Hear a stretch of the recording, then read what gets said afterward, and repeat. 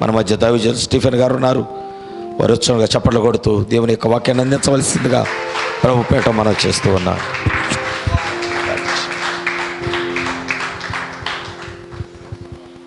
దేవుని పరిశుద్ధ నామానికి మహిమ కలుగునుగాక. పరిశుద్ధ గ్రంథంలోకి వెళ్ళి ఒక లేఖనాన్ని చదువుకొని మనం ప్రార్థన చేసుకుందాం. మత్తయి సువార్త 28వ అధ్యాయము 19వ లేఖనం.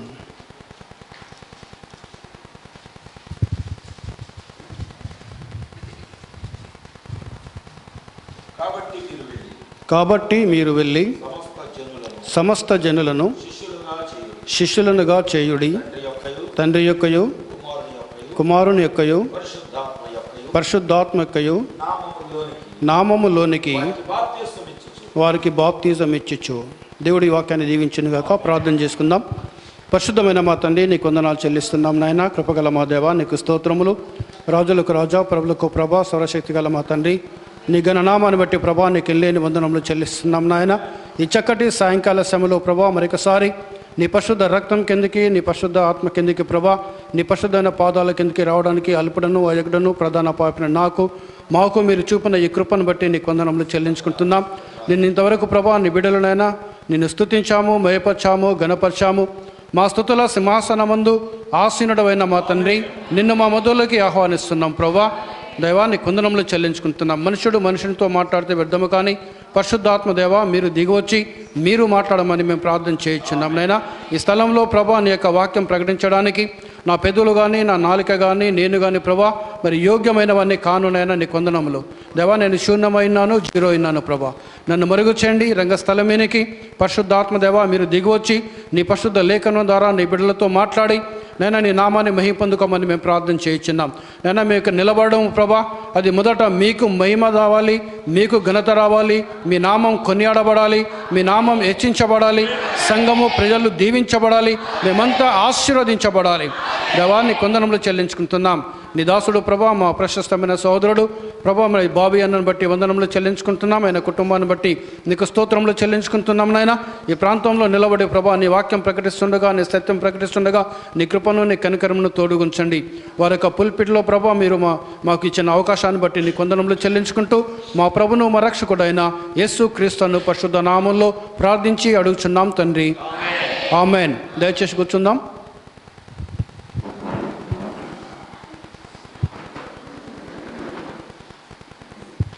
దేవుని పరిశుద్ధ నామానికి మహిమ కలుగునుగాక. కూడి వచ్చిన మీ అందరికీ ప్రభు కృప తోడుగా ఉండునుగాక. సో మా కుటుంబం తరపు నుండి, షాలోమ్ చర్చ్ కాజీపేట్ తరపు నుండి మీ అందరికీ, అదేవిధంగా దైవజనుడు, గొప్ప దైవజనుడు పాస్టర్ సుందర్ కుమార్ గారికి మా హృదయపూర్వక వందనములు తెలియజేస్తున్నాం. ఈ యొక్క అవకాశం ఇచ్చినందుకు దేవునికి మహిమ కలుగునుగాక. సో మీరు ఈ స్థలంలో చాలా గొప్ప ప్రసంగికులు, అంతర్జాతీయ ప్రసంగికులు, ఇంటర్నేషనల్కి వెళ్ళి వచ్చిన ప్రసంగికులు చెప్పే వాక్యం విన్నవాళ్ళు. నేను నిన్న అడిగాను అన్న, వాస్తవానికి జయకుమార్ వారి యొక్క పెద్ద కుమార్తె బర్త్డేకి చెప్పాడు, నాకు వీలు కాలేదు, రాలేదు. ఈ పాపది కూడా అన్నప్రాసన చెప్పినప్పుడు మేము లూకా బ్రదర్ మేము చూసుకుంటే మాకు ట్రైన్స్ అవైలబుల్ లేవు. మాకు ఏం చేయాలి ప్రభా, మరి అక్కడ ప్రార్థన అయిపోయిన తర్వాత మధ్యాహ్నం సమయంలో ఏం చేయాలి ప్రభా అని ప్రార్థన చేసుకుంటే నా మనసులో ప్రేరేపణ వచ్చింది. బాబీ అన్నతో ఒకసారి మాట్లాడు, వాళ్ళ చర్చిలో ఒకవేళ ప్రార్థన ఉంటే మేము వాక్యం వినాలనుకున్నాం. బాబీ అన్న నిలబడి వాక్యం చెప్తే వాక్యం వినాలని ఆశ నాకు. ఎందుకంటే అమలాపురంలో వాక్యం చెప్పాడు, మందసం గురించి చెప్పాడు, చాలా అద్భుతంగా చెప్పాడు. దేవునికి స్తోత్రం. హల్లెలూయా, హల్లెలూయా. అసలు మందసము ఎలా శరీరధారి అయింది, అసలు మందసం పాత నిబంధనలో మందసం ఏముంది, ఆ మందసం ఏ విధంగా కొత్త నిబంధనలో శరీరధారి అయినది చాలా చక్కగా వివరించాడు. సో మరొకసారి అన్న వాక్యం చెప్తా అంటే వినాలనే ఆశ ఉండే నాకు. అదే అన్నా నేను, అన్న మేము వస్తున్నాము, మీ దగ్గర వీలవుతుందా, ప్రార్థన ఉంటుందా అంటే, ఆ బ్రదర్ ఖచ్చితంగా గురువారం సాయంకాలం మన దగ్గర ప్రార్థన ఉంటుంది, మీరు రండి అన్నాడు. మా కారణం ఏంటంటే మాకు ట్రైన్స్ లేవు, అన్ని ట్రైన్స్ క్యాన్సిల్ అయినాయి, సూపర్ ఫాస్ట్ ట్రైన్స్ మాత్రమే ఉన్నాయి. అవి మేము అనుకున్న సమయానికి దొరికాయి మాకు. సో ఈ ఉద్దేశం నాది, నేను హార్ట్ఫుల్గా చెప్తున్నాను. నేను దేవునికి మహిమ కలుగును గాక. ఏం చేశాను, నేను వేరే ఒక ఫోన్ వస్తే నాకు ఫోన్ మాట్లాడుతున్నా, అన్నయ్య 2 కాల్స్ వచ్చినాయి. బ్రదర్ మీది ఫోటో ఉందా, ఫోటో పంపించండి అన్నాడు. ఎందుకన్నానంటే మీరు రేపు వాక్యం చెప్తున్నారు మా దగ్గర అంటే, అన్న లేదన్నా నేను వాక్యం చెప్పను, మీరు మాత్రమే వాక్యం చెప్పాలి, మీ యొక్క వాక్యము వినాలి నేను ఆశపడుతున్నా అని బెంగళూరు బయటప్పుడు అడిగాను. మీరు వెళ్తా ఉంటే చెప్పండి, నా డబ్బులు పెట్టుకొని నేనే వస్తాను, నేనే వాక్యం వింటాను, చెప్పండి అన్న అని చెప్తే సరే అన్నాడు. సో దేవునికి మహిమ కలుగును గాక. ఎందుకంటే నాకు ఒక భయం ఏంటంటే ఇలాంటి స్థలంలో నిలబడి చెప్పేంత యోగ్యత మాకు లేదు. మేము పల్లెటూళ్ళల్లో, అడవి ప్రాంతంలలో చదువులేని వాళ్ళ మధ్యలో, గొండు కోయ లంబాడి వాళ్ళ మధ్యలో తిరుగుతూ కరపత్రాలు పంచుకుంటూ సువార్త చెప్పుకుంటూ వాక్యం చెప్పుకుంటూ తిరుగుతాం. ఇలాంటి మంచి చర్చెస్లలో తిరిగే పరిస్థితి కాదు మాది, ఉండే పరిస్థితి కాదు. ఈ మంచి చర్చిలలో వాక్యం చెప్పేంత స్థితి కూడా మాది కాదు. దేవునికి మహిమ కలుగును గాక. దేవునికి స్తోత్రం, హల్లెలూయా. సో నన్ను దయచేసి స్టీఫెన్ బ్రదర్గా మాత్రమే చూడండి. ఇక్కడికి చాలా గొప్ప గొప్ప ప్రసంగికులు, గొప్ప గొప్ప దేవజనులు, వాళ్ళందరికంటే గొప్ప దేవుడు బాబీ అననే. నాకు 30 సంవత్సరాలకి వెళ్ళి తెలుసు నాకు. దేవునికి మహిమ కలుగును గాక. సో వాళ్ళతో నన్ను పోల్చొద్దు దయచేసి, నన్నుగా మాత్రమే చూడండి. మాకు ఇచ్చిన చిన్న తాటు ఏంటంటే, ఎందుకు దేవుడు తండ్రి కుమార పరిశుద్ధాత్మగా మాట్లాడాడు, ఎందుకు? ఈరోజు డినామినేషన్స్ వాళ్ళంతా కూడా తండ్రి అంటున్నారు, కుమారుడు అంటున్నారు, పరిశుద్ధాత్మ అంటున్నారు. అసలు దేనికోసం మాట్లాడాడు యేసు ప్రభు ఇక్కడ, దేని గురించి మాట్లాడాడు అని నేను ఈరోజు ఉదయము ప్రార్థన జరుగుతా అంటే ఆ ప్రార్థనలో ప్రార్థన చేసుకున్నా. ఈరోజు సాయంకాలం ఏమైనా మాట్లాడాలంటే ఒక ప్రేరేపణ దయచే ప్రభా నాకు అని ప్రార్థన చేస్తున్నప్పుడు దేవుడు ప్రేరేపణ ఇచ్చాడు. సామాన్య వాక్యం చెప్తున్నాడు, నేను లేఖనాలు నేను ఈరోజు మెసేజ్ అక్కడ ప్రిపేర్ అయ్యాను. నేను ఆయన వాక్యం వినుకుంటేనే మెసేజ్ ప్రిపేర్ అయ్యాను. నేను ఈరోజు రాసుకున్న వర్తమానమే ఈరోజు రాసుకునేదే. ఆయన బాగా చూస్తున్నాడు, నేను చూసి వాక్యం రాసుకుంటా అంటే చూస్తూ ఉన్నాడు, కానీ నేను వింటా ఉన్నా. చాలా బాగా అద్భుతమైన వాక్యం చెప్పాడు. దేవునికి మహిమ కలుగును గాక. సో ఇంకా విజయక్క కూడా లేదు, ఇక చాలా ప్రేమ గలది. 6 నెలలు ఇక్కడే నేనున్నాను. నేను ఉదయం 8 అయిందంటే స్టీవెన్ అన్న టిఫిన్ చేస్తూ రా అని పిలిచేది. మధ్యాహ్నం 1 గంట అయిందంటే స్టీవెన్ అన్న లంచ్ చేస్తూ రా అని పిలిచేది. సాయంత్రం ఏంటంటే స్నాక్స్, చాయ్, మళ్ళీ నైట్. చాలా ప్రేమ గలదంటే చాలా ప్రేమ గలది. అక్క లేదు, అది నాకు చాలా బాధ అనిపిస్తుంది. నాకు ఆమె ప్రేమ మనం మాటల్లో వివరించలేము, మాటల్లో చెప్పలేము. అది నేను ఫీల్ అయ్యాను, నేను అనుభవించాను. నేను దేవునికి మహిమ కలుగును గాక. దేవునికి స్తోత్రం, హల్లెలూయా. సో అక్క లేని లోటు కూడా అన్నకు కూడా ఉన్నది, కానీ దేవుడు ఆయనకు తోడుగున్నాడు, దేవుడు నిలబెడుతున్నాడు. దేవుని నామానికి మహిమ కలుగును గాక, హల్లెలూయా. మేము మా సంఘము, మా కుటుంబము అన్న కోసము, బయోదన్న, శామన్న, డాడీ వారి కోసము మేము బాగా ప్రార్థన చేస్తూ ఉంటాము. ఎప్పుడు కూడా మా ఫ్యామిలీ ప్రేయర్ ఉన్నప్పుడు వీళ్ళు నిత్య పట్టుకుంటూ ఉంటాం. మాకు ఎప్పుడైతే మా నాన్న ఏం చెప్పాడంటే, నీకు ఆకలైనప్పుడు అన్నం పెట్టిన వ్యక్తిని, నీకు దాహమైనప్పుడు నీళ్ళిచ్చిన వ్యక్తిని, నువ్వు ఎండగబోతున్నప్పుడు నేను నీడకు తీసిన వ్యక్తిని నీ జీవితంలో మర్చిపోవద్దు అన్నాడు, నీ బతుకులో మర్చిపోవద్దు అన్నాడు ఆయన. సో ఆయన చెప్పిన మాట నేను పాటిస్తాను. నేను దేవునికి స్తోత్రం, హల్లెలూయా. ఎవరు మాకు అన్నం పెట్టినా వాళ్ళని మర్చిపోను నేను, ఎవరు నీళ్ళు ఇచ్చినా వాళ్ళని మర్చిపోను, ఎవరు మమ్మల్ని మాకు అవసరం ఇచ్చినా వారిని మర్చిపోము. వాళ్ళకి మేము ఆ సహాయం మేము చేయకపోయినా వారిని మాత్రం మా హృదయంలో పెట్టుకుంటాం, వారి కోసం ప్రార్థన చేస్తాం. వారిని ప్రభు దీవించాలి, ప్రభు వారిని ఆస్వాదించాలని మా యొక్క ఆశ అది. సో దేవునికి మహిమ కలుగును. ఎందుకు దేవుడు తండ్రి కుమార పరిశుద్ధాత్మగా మాట్లాడుతున్నాడు అనే చిన్న అంశాన్ని మీ ముందు పెట్టాలనుకుంటున్నా. దేవునికి మహిమ కలుగును గాక, హల్లెలూయా. ఇక్కడ చూడండి, మత్తయి సువార్త 28వ అధ్యాయము 19వ లేఖనంలో, కాబట్టి మీరు వెళ్ళి సమస్త జనులను శిష్యులుగా చేయుడి, తండ్రి యొక్కయు కుమారుని యొక్కయు పరిశుద్ధాత్మ యొక్కయు నామములోనికి వారికి బాప్తిజం ఇచ్చుచు. ఇక్కడ చూడండి ప్రియ సోదరుడా, ప్రతి సువార్తలో 4 సువార్తలు కూడా మనం తీసుకుంటే యేసు ప్రభు ఎక్కడ కూడా తండ్రి తండ్రి తండ్రి తండ్రి, ప్రతి విషయంలో తండ్రిని ముందు పెడుతున్నాడు. నేను మాట్లాడే మాటలు నావి కావు, తండ్రి నాలోని మాట్లాడుతున్నాడు. నేను చేయు క్రియలు నావి కావు, తండ్రి నా యందుండి ఈ క్రియలు చేయుచున్నాడు. ఈరోజు చూడండి, ప్రపంచం అంతా కూడా త్రియేక దేవుడు అంటున్నారు. తండ్రి అనే దేవుడు, కుమారుడైన దేవుడు, పరిశుద్ధాత్మ అనే దేవుడు. ఇక్కడ చూడండి, దేవుడు తండ్రిగా ఉన్నాడు, కుమారుగా ఉన్నాడు, పరిశుద్ధాత్మ ఉన్నాడు. అయితే యేసు ప్రభు ఎందుకు ఈ మాట మాట్లాడాల్సి వచ్చిందంటే దేవునికి మహిమ కలుగును గాక. ఆయన ఫస్ట్ ఆఫ్ ఆల్ మనం చూసుకుంటే ఆదికాండంలో మనం చూసుకుంటే ఆదికాండం మొదటి అధ్యాయం 2వ లేఖనంలో మనం చూసుకుంటే ఏమనగా దేవుడు ఆత్మ. దేవునికి స్తోత్రం, హల్లెలూయా. చూడండి, ఆత్మగా ఒక స్థలంలో బంధించలేం, మనం. ఆత్మ ఎక్కడైనా ఉండగలడు అనగా దేవుడు ఆత్మస్వరూపి. ఆయన కూడా యేసు ప్రభు కూడా ఈ లోకంలో వచ్చినప్పుడు సమరయ స్త్రీతో అంటున్నాడు, దేవుడు ఆత్మ గనుక ఆయనను ఆరాధించేవారు ఆత్మతోనూ సత్యముతోనూ ఆరాధించే ఒక సమయం వస్తూ ఉన్నది. దేవునికి స్తోత్రం, హల్లెలూయా. చూడండి, ఆత్మస్వరూపి ఆయన. ఆత్మగా ఆకాశము నా సింహాసనము, భూమి నా పాదపీఠం అన్నాడు ఆయన. చూడండి, ఇక్కడ మన భూమి ఉన్నది, ఇది ఆయన పాదపీఠమైనది. ఆకాశమైన సింహాసనం. ఆయన పట్టజాలని వ్యక్తి. ఆయన అనంత జ్ఞాని అయిన దేవుడు, సర్వశక్తి గల దేవుడు, మహోన్నతమైన దేవుడు. ఆయన పట్టజాలని వ్యక్తి. ఆయన చూడండి, ఆయన ఏం చేస్తున్నాడగా ఆయన తన్ను తాను తగ్గించుకుంటున్నాడు. ఆయన దేవునికి మహిమ, హల్లెలూయా. చూడండి, ఆయన అనంత జ్ఞాని అయిన దేవుడు, సర్వోన్నతమైన దేవుడు, సర్వశక్తి గల దేవుడు, ఆకాశము నా సింహాసనము, భూమి నా పాదపీఠమని చెప్పిన ఆ దేవుడు, ఆత్మస్వరూపి అయిన దేవుడు మనుషులతో సహవాసము చేయడానికి, మనుషులతో కలిసి జీవించడానికి, మనుషుల మధ్యలో సంచారము చేయడానికి ఆయన ఆత్మగా ఉన్న వ్యక్తి. ఆయన కొంచెము తగ్గించుకొని యోబు కాలంలోకి వచ్చేసరికి సుడిగాలిలో వచ్చి యోబుతో మాట్లాడిండు. ఆయన దేవునికి స్తోత్రం, హల్లెలూయా. ఆయన సుడిగాలిలో వచ్చి యోబుతో మాట్లాడాడు. దేవునికి మేమక యోబు చెప్తున్నాడు, నా విమోచకుడు సజీవుడనియు ఒక దినంలో నేను ఆయనను చూస్తాను. నేను ఈ దేహముతో నేను ఆయనను చూస్తాను. నేను దేవునికి మేమకలునిక. ఆ కాలంలో చూడండి, యోబు దగ్గరికి ఆయన సుడిగాలలో వచ్చి దేవుడు యోబుతో మాట్లాడాడు. ఏలియా కాలంలో వచ్చేసరికి ఆయన చూడండి, తుఫాను వచ్చింది, భూకంపం వచ్చింది. తుఫానులో దేవుడు ప్రత్యక్షం కాలేదు, ఆ భూకంపంలో దేవుడు ప్రత్యక్షం కాలేదు. ఆయన కొండలోకి గుహలోకి వెళితే ఒక చల్లటి గాలి ద్వారా, ఒక చల్లటి స్వరము ద్వారా, ఏలియాను ఇక్కడ ఏం చేస్తున్నావు?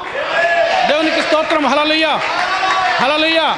అంటే చూడండి, సుడిగాలిలో వచ్చిన దేవుడు ఏలియా కాలంలోకి వచ్చేసరికి ఏం చేశానగా ఆయన ఒక చల్లటి గాలిలా, ఒక చల్లటి స్వరంలో వచ్చి ఏలియాతో దేవుడు మాట్లాడడం ప్రారంభించాడు. దేవునికి మహిమ, హల్లెలూయా. చూడండి, ఆయన ఆకాశం అందున్న ఆ దేవుడు, ఆత్మస్వరూపిగా ఉన్న ఆ దేవుడు తనక స్వభావమును, తనక స్వరూపమును, తనక ఆకారమును ఆయన మానవులతో ఉండడానికి. దేవునికి మహిమ, హల్లెలూయా.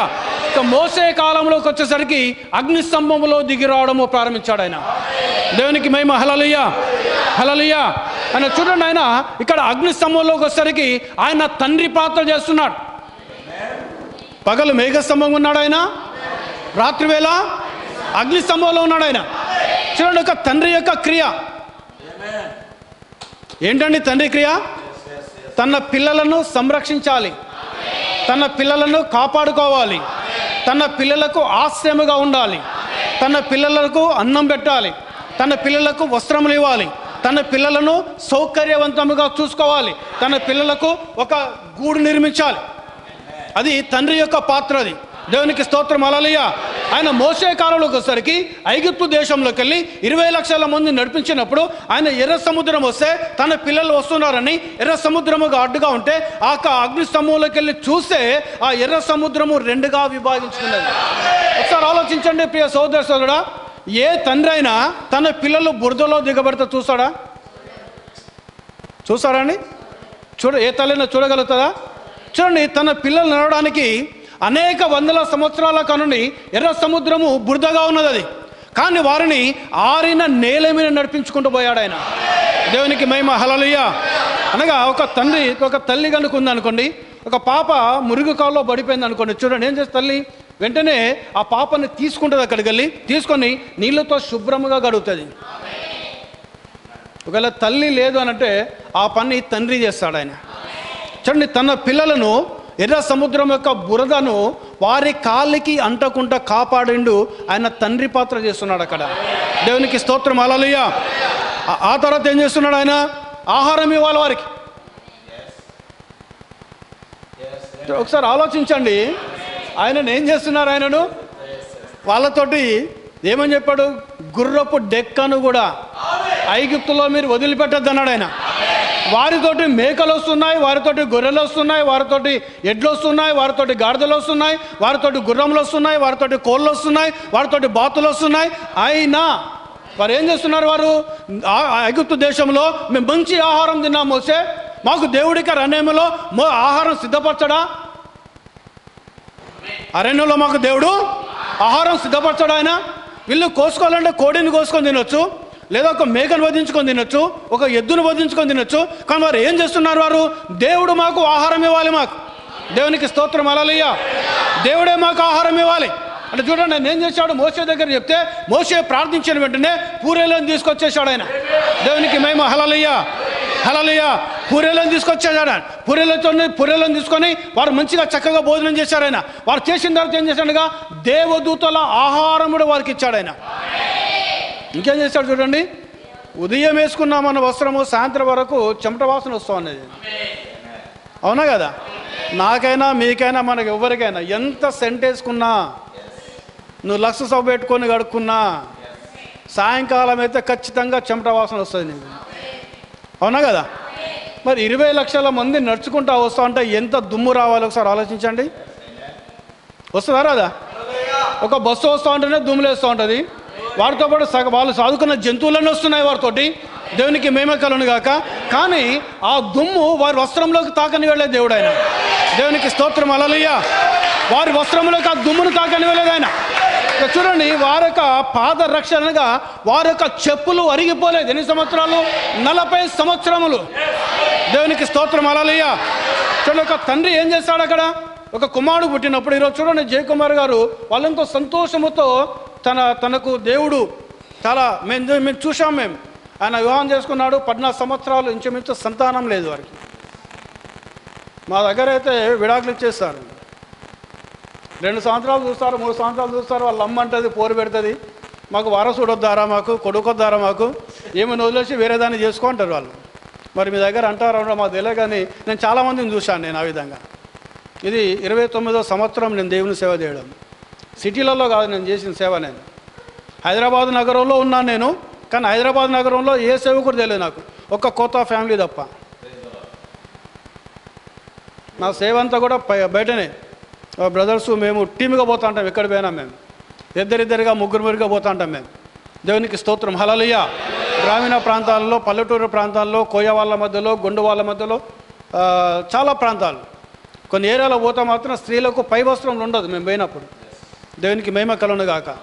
దేవునికి స్తోత్రం, హల్లెలూయా. కొన్ని ఏరియాలో పోతే పై వస్త్రం, ఒరిస్సా, ఛత్తీస్గఢ్ నుండి ఇక్కడ చింతూరు ఉన్నది, చింతూరుకు తర్వాత మోతుగూడెం ఉంటుంది, మోతుగూడెంకి వెళ్ళి సీలేరు ఉంటుంది, లోయర్ సీలేరు డ్యామ్ ఉంటుంది. అక్కడ చిన్న తెప్పల మీద సీలేరు నది దాటి నడుచుకుంటూ పోతే అక్కడ కోయ వాళ్ళకు, గొండు వాళ్ళకు, స్త్రీలకు పై వస్త్రం ఉండదు, పురుషులు కూడా పై వస్త్రములు ఉండవు. దేవునికి స్తోత్రం, హల్లెలూయా. అలాంటి ప్రాంతాలకు వెళ్ళి కూడా సువార్తను చెప్పి, వాక్యం చెప్పి, సత్యం చెప్పి, వర్తమానం చెప్పి, వర్తమాన పుస్తకాలు వంచి, బైబిల్ వంచి మోసుకొని పోయేది బైబిల్. దేవుని కృపను బట్టి 8600 బైబిల్ పంచాను నేను. అన్ని లంబాడి వాళ్ళు, కోయ వాళ్ళు, గ్రామీణ ప్రాంతాల్లో. దేవునికి స్తోత్రం. అలా దాదాపు ఒక 500-600 బైబిల్ డాడీ ఇచ్చాడు. దేవునికి మహిమ, హల్లెలూయా. చాలా నేను ఎప్పుడు అడిగినా డాడీ లేదని లేదు ఆయన. దేవునికి మహిమ కలుగును గాక. ఆయన ఇచ్చాడు ఆయన చాలా. దేవునికి స్తోత్రం, హల్లెలూయా. నేను ఏం చేశానంటే పని చేసేది అక్కడ నేను కొంత డబ్బు కూడబెట్టుకునేది. నేను కూడబెట్టుకొని బైబిల్ కొనుక్కొని, బైబిల్ హౌస్లో బైబిల్ కొనుక్కొని, బైబిల్ ప్యాక్ చేసుకొని పట్టుకొని పోయేవాళ్ళం మేము. దేవునికి స్తోత్రం, హల్లెలూయా. అంటే చెప్తున్నా అలాంటి సందర్భం. చూడండి, ఆయన తండ్రిగా ఉన్నాడు. 40 సంవత్సరములు వారి యొక్క వస్త్రములు పాతగిల్లలేదు, వారి యొక్క చెప్పులు అరిగిపోలేదు. దేవునికి స్తోత్రం, హల్లెలూయా. దేవునికి మహిమ కలుగును గాక. చూడండి, ఒక తండ్రి తన పిల్లలకి ఏమి ఇవ్వాలి? మంచి వస్త్రములు ఇవ్వాలి. చూడండి, ఆ బ్రదర్ ఏం చేశాడు? 14 సంవత్సరాలకు వెళ్ళి సంతానం లేదు, దేవుడు దీవించాడు, కుమార్తెనిచ్చాడు. మళ్ళీ 9 సంవత్సరాల తర్వాత మళ్ళొక కుమార్తెనిచ్చాడు. చాలా గ్రాండ్గా దేవునికి, దేవుడు మాకు సంతానం ఇచ్చినందుకు ప్రభునామాకి మహిమ కలుగును గాక అని కృతజ్ఞత కూటమి ఏర్పాటు చేసుకున్నాడు ఆయన. దేవునికి స్తోత్రం, హల్లెలూయా. అంటే చూడండి, ఎవరికైనా కూడా చూడండి, ఒక కుమారుడు కానీ కుమార్తె కానీ ఉంటే వాళ్ళ యొక్క కనుదృష్టి అంతా ఉండదు. మా ఫ్రెండ్ ఉన్నాడు ఎంకన్నా అని, ఆయన గోదావరికంలో. నేను వివాహం కాక మునుపు ఆయన నాకు చెప్పేది, చాలా క్లోజ్ ఫ్రెండ్స్ మేము. ఆయన పోలీస్ డిపార్ట్మెంట్లో జాబ్ చేస్తాడు. ఆయన వివాహమైన తర్వాత స్టీవెన్ అన్న ఇప్పుడు చూడు, నీకు ఒక కొడుకు పుట్టిండు, ఒక బిడ్డ పుట్టింది కదా, నువ్వు ఎక్కడ పోయినా నీ మనసు నీ పిల్లల మీద ఉంటుంది అన్నాడు ఆయన. నేను అవేం పట్టించుకోనన్నా, నేను చాలా మొరటువాని. నాకు ఆ సెంటిమెంట్స్ అనేది ఉండదు. నాకు చాలా రఫ్గా, చాలా ర్యాష్గా, ఇంచుమించు రౌడీ షీటరు నేను. మా ఊళ్ళో కొట్టేవాడిని. ఎవడని వచ్చి ఏం రా అన్నట్టు వాడిని కొట్టేవాడిని నేను. కరాటే, బ్లాక్ బెల్ట్, కర్రసాము, బాక్సింగ్, కుస్తీ ఫైట్ 4 విద్యలు నేర్చుకున్నాను నేను. దేవునికి స్తోత్రం, హల్లెలూయా. ఒకటే పంచుకు మనిషి వాడు చనిపోవాలి వాడిగా అట్లా కొట్టేవాడిని. దాదాపు ఒక 4 గంటలు 5 ప్రాక్టీస్ చేసేవాడిని. కానీ ఆయన చెప్పిండు, ఆయన అంత ర్యాష్గా ఉండేది నేను. కానీ ఆయన చెప్పాడు అలాంటి ఏం పట్టించుకోనన్నాను నేను. కానీ ఇప్పుడు చూస్తున్నా, నేను అనుభవిస్తున్నాను. నేను మనం ఇక్కడ ఉంటున్నాము, మా పిల్లలు ఎలా ఉన్నారు, వాడు తిన్నాడా తినలేదా, మా పాప తిన్నదా తినలేదా. సో నేను అనుభవించాను. మీ అందరికీ ఎక్స్పీరియన్స్ ఉంటుంది ఖచ్చితంగా. దేవునికి స్తోత్రం, హల్లెలూయా. ఉండదనడానికి ఆస్కారం లేదండి. మనం కూడా మానవులేమే. మనం చూడండి, ఎందుకు ఈ మాట చెప్తానంటే, దేవుడు చూస్తున్నాడు అగ్నిస్తంభంలోకి వెళ్ళి. దేవునికి మహిమ, హల్లెలూయా. నా పిల్లలకి ఏ ఆహారం పెట్టాలి, నా పిల్లలకి ఎలాంటి నీళ్ళు ఇవ్వాలి, నా పిల్లల్ని ఎక్కడ కాపాడుకోవాలి, నా పిల్లల్ని ఏ స్థలంలో ఉంచాలి, నా పిల్లల్ని ఏ మార్గంలో నడిపించుకుంటూ పోవాలి. ఇది దట్టమైన అరణ్యం, ఇది క్రూర జంతువులు ఉండే స్థలం, ఇది క్రూర విషపాలు ఉండే స్థలం, ఇది అరణ్య మార్గంలోకి వెళ్ళి నా పిల్లలను 20 లక్షల మందిని మోషే అనే నా ప్రవక్త ద్వారా నేను తీసుకొని వెళ్తున్నాను. ఏ పాము వారిని తాకకూడదు, ఏ జంతువు వారిని తాకకూడదు, ఏ క్రూరముఖం వారిని తాకకూడదు, ఏ రోగము వారికి రాకకూడదు, వారు ఎలాంటి ఆకలితో బాధపడకూడదు, ఎలాంటి దాహంతో బాధపడకూడదు, ఎలాంటి ఒంటరితో బాధపడకూడదని ఆయన అగ్ని స్తంభంలో ఉండి ఆయన తండ్రిగా ఆ పిల్లలను చూడము ప్రారంభిస్తున్నాడు ఆయన. దేవునికి స్తోత్రం, హల్లెలూయా, హల్లెలూయా. చూడండి, ఆయన మనసు అంతా కూడా వాళ్ళ మీదనే ఉంది. ఆయన ఆలోచన అంతా వాళ్ళ మీదనే ఉంది. ఆయన పగలు మేఘస్తంభం ఉండి వాళ్ళ గురించి ఆలోచిస్తున్నాడు. ఆయన రాత్రి అగ్నిస్తంభంలో ఉండి వారి గురించి ఆలోచిస్తున్నాడు. చూడండి, ఏ తల్లి కానీ ఏ తండ్రి కానీ తన పిల్లలు చీకట్లో ఉంటే చూసుకుంటుండలేరు. వారు కనీసం దీపం అన్న పెట్టేవారు వాళ్ళు. చూడండి, ఆయన ఏం చేస్తున్నాడు, అగ్నిస్తంభంగా ఉండి వారి యొక్క గుడారాల్లో మొత్తం కూడా వెలుగునివ్వడము ప్రారంభించాడు ఆయన. దేవునికి స్తోత్రం, హల్లెలూయా, హల్లెలూయా. ఒక తండ్రి ఎలాంటి క్రియ చేయాలో ఆయన అలాంటి క్రియ చేస్తున్నాడు ఆయన. అందుకే చూడండి, ఆయన యేసుప్రభు ఏమంటున్నాడు, తండ్రి యొక్కయు కుమారుని యొక్కయు పరిశుద్ధాత్మ యొక్కయు నామము లోనికి అన్నాడు ఆయన. చూడండి, ఈరోజు ఈ డినామినేషన్స్ వాళ్ళకు, ఈ మత శాఖల వాళ్ళకు ఈ యొక్క మర్మము అర్థం కావటం లేదు. వారికి ఆలోచన లేదు, వారికి ప్రత్యక్షత లేదు, వారు తెలుసుకోలేకపోతున్నారు. వారికి దేవుని యొక్క మహాకృపను బట్టి దేవుడు మనకు ప్రవక్తను అనుగ్రహించాడు. ఆ ప్రవక్త వర్తమానం చూడటం వల్ల, ఆ ప్రవక్త వర్తమానం వినటం వల్ల, ఆ ప్రవక్త ద్వారా ఈ యొక్క ప్రత్యక్షతను దేవుడు మనకు దయచేశాడు ఆయన. దేవునికి స్తోత్రం. తప్ప ఆయన ఒంటరిగా ఉన్నప్పుడు తన శిష్యులకు అన్ని విషయాలు విశదపరిచాడు ఆయన. మీరు చూడండి, మత్తయి సువార్త కానివ్వండి, యోహాను సువార్త కానివ్వండి, మీరు ఆయన మాట్లాడిన ప్రతి మాట ఒక ఉపమానం, ఒక పారబుల్గా మాట్లాడుతున్నాడు. ఆ పారబుల్కు దానికి అర్థం వేరే ఉంటుంది, ఉపమానంకు దానికి అర్థం వేరే ఉంటుంది. అవి ఎవరికి బయలుపరచుగా ఆయనను ఎవరైతే హత్తుకుంటున్నారో ఆ 12 మంది శిష్యులకు మాత్రమే ఆ విషయాలను బయలుపరచాడు ఆయన. దేవునికి స్తోత్రం, హల్లెలూయా. ఆయన సమాజంలో ఉన్నప్పుడు ఆయన ఏం చేశాడుగా ఉపమానంగానే మాట్లాడడం ప్రారంభించాడు ఆయన. ఏ విషయాలు, ద్రాక్ష తోట గురించి ఉపమానంగా మాట్లాడండి ఆయన, విత్తనం గురించి ఉపమానంగా మాట్లాడండి ఆయన, పరలోక రాజ్యం గురించి ఉపమానంగా మాట్లాడిన అదే క్రమంలో బాప్తిజం గురించి కూడా ఇక్కడ ఆయన ఉపమానంగానే మాట్లాడుతున్నాడు ఆయన.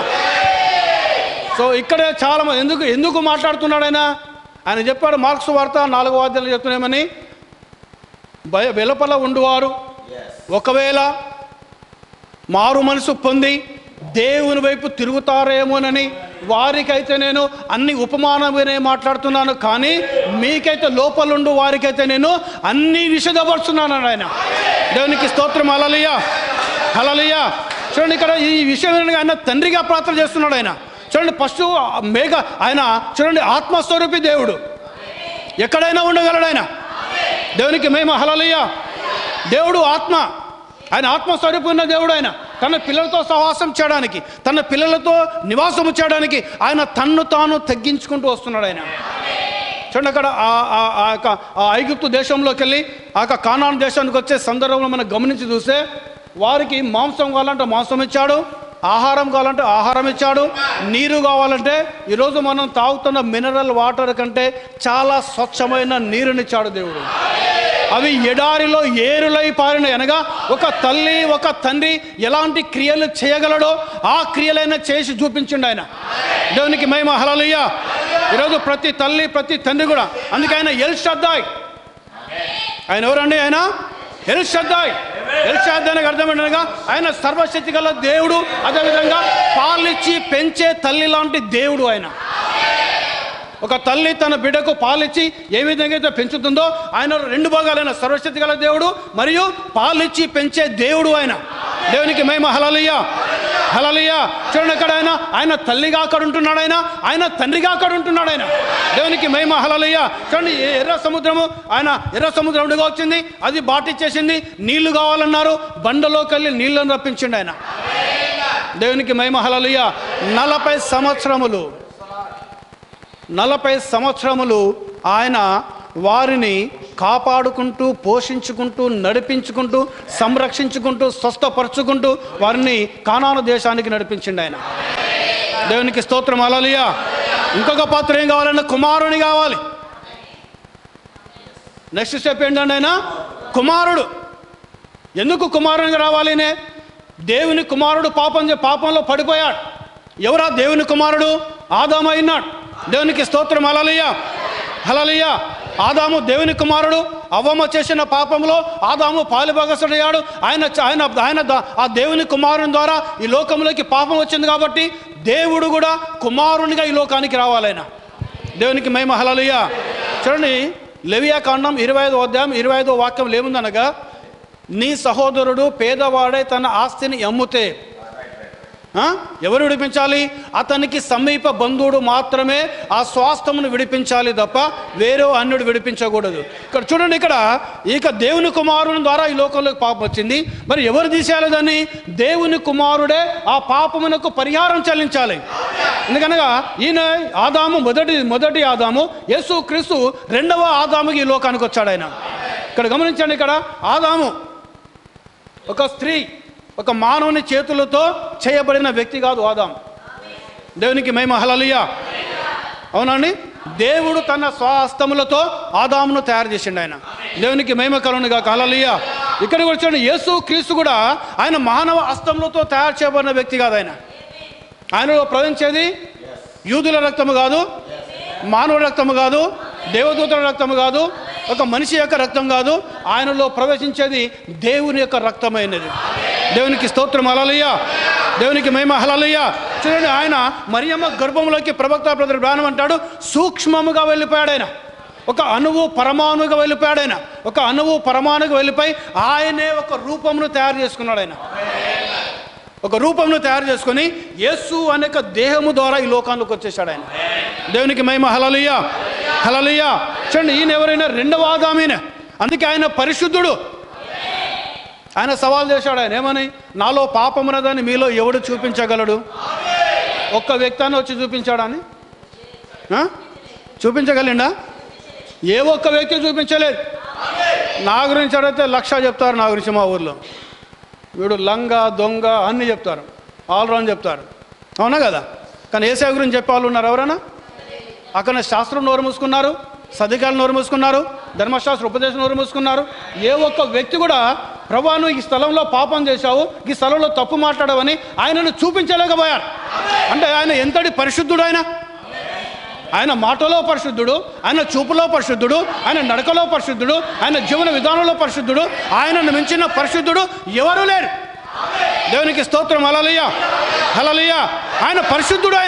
అందుకే ఆయన పాపము లేనివాడు. పాపమునకు ప్రాయశ్చిత్తం ఏమి కావాలి?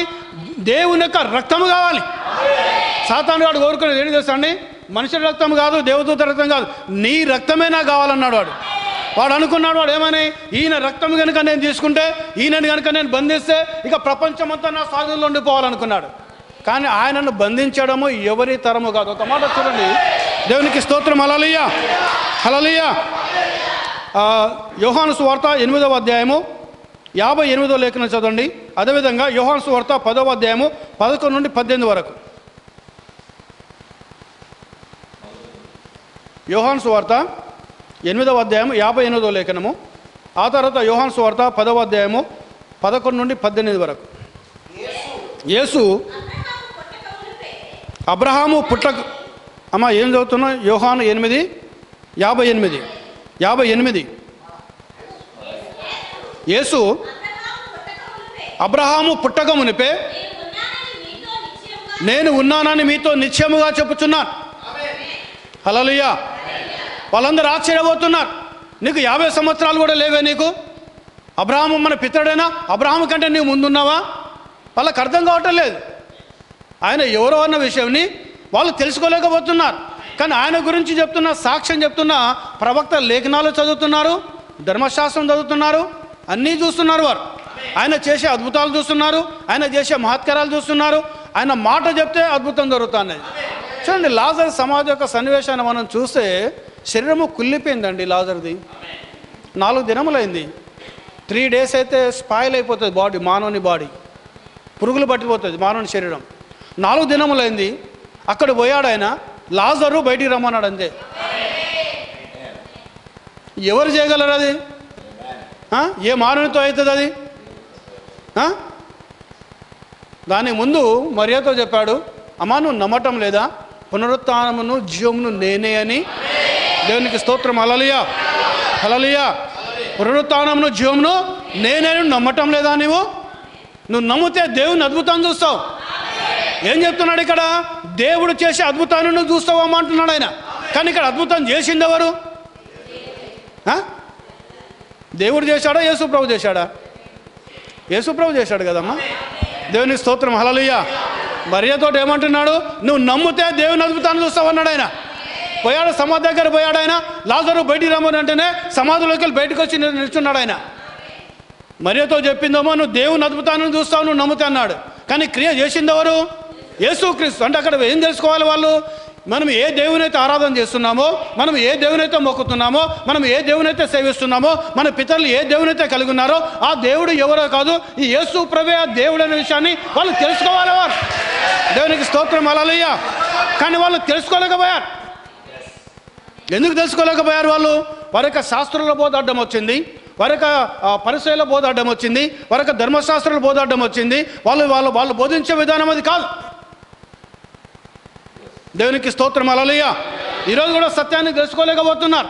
ఈరోజు ఈ వర్తమానాన్ని తెలుసుకోలేకపోతున్నారు ప్రజలు. కారణం ఏంటనగా వారి యొక్క బైబిల్ కాల యొక్క బోధ వారికి అడ్డం వస్తూ ఉన్నది. వారు పాస్టర్లు చెప్పే బోధ వారికి అడ్డం వస్తూ ఉన్నది.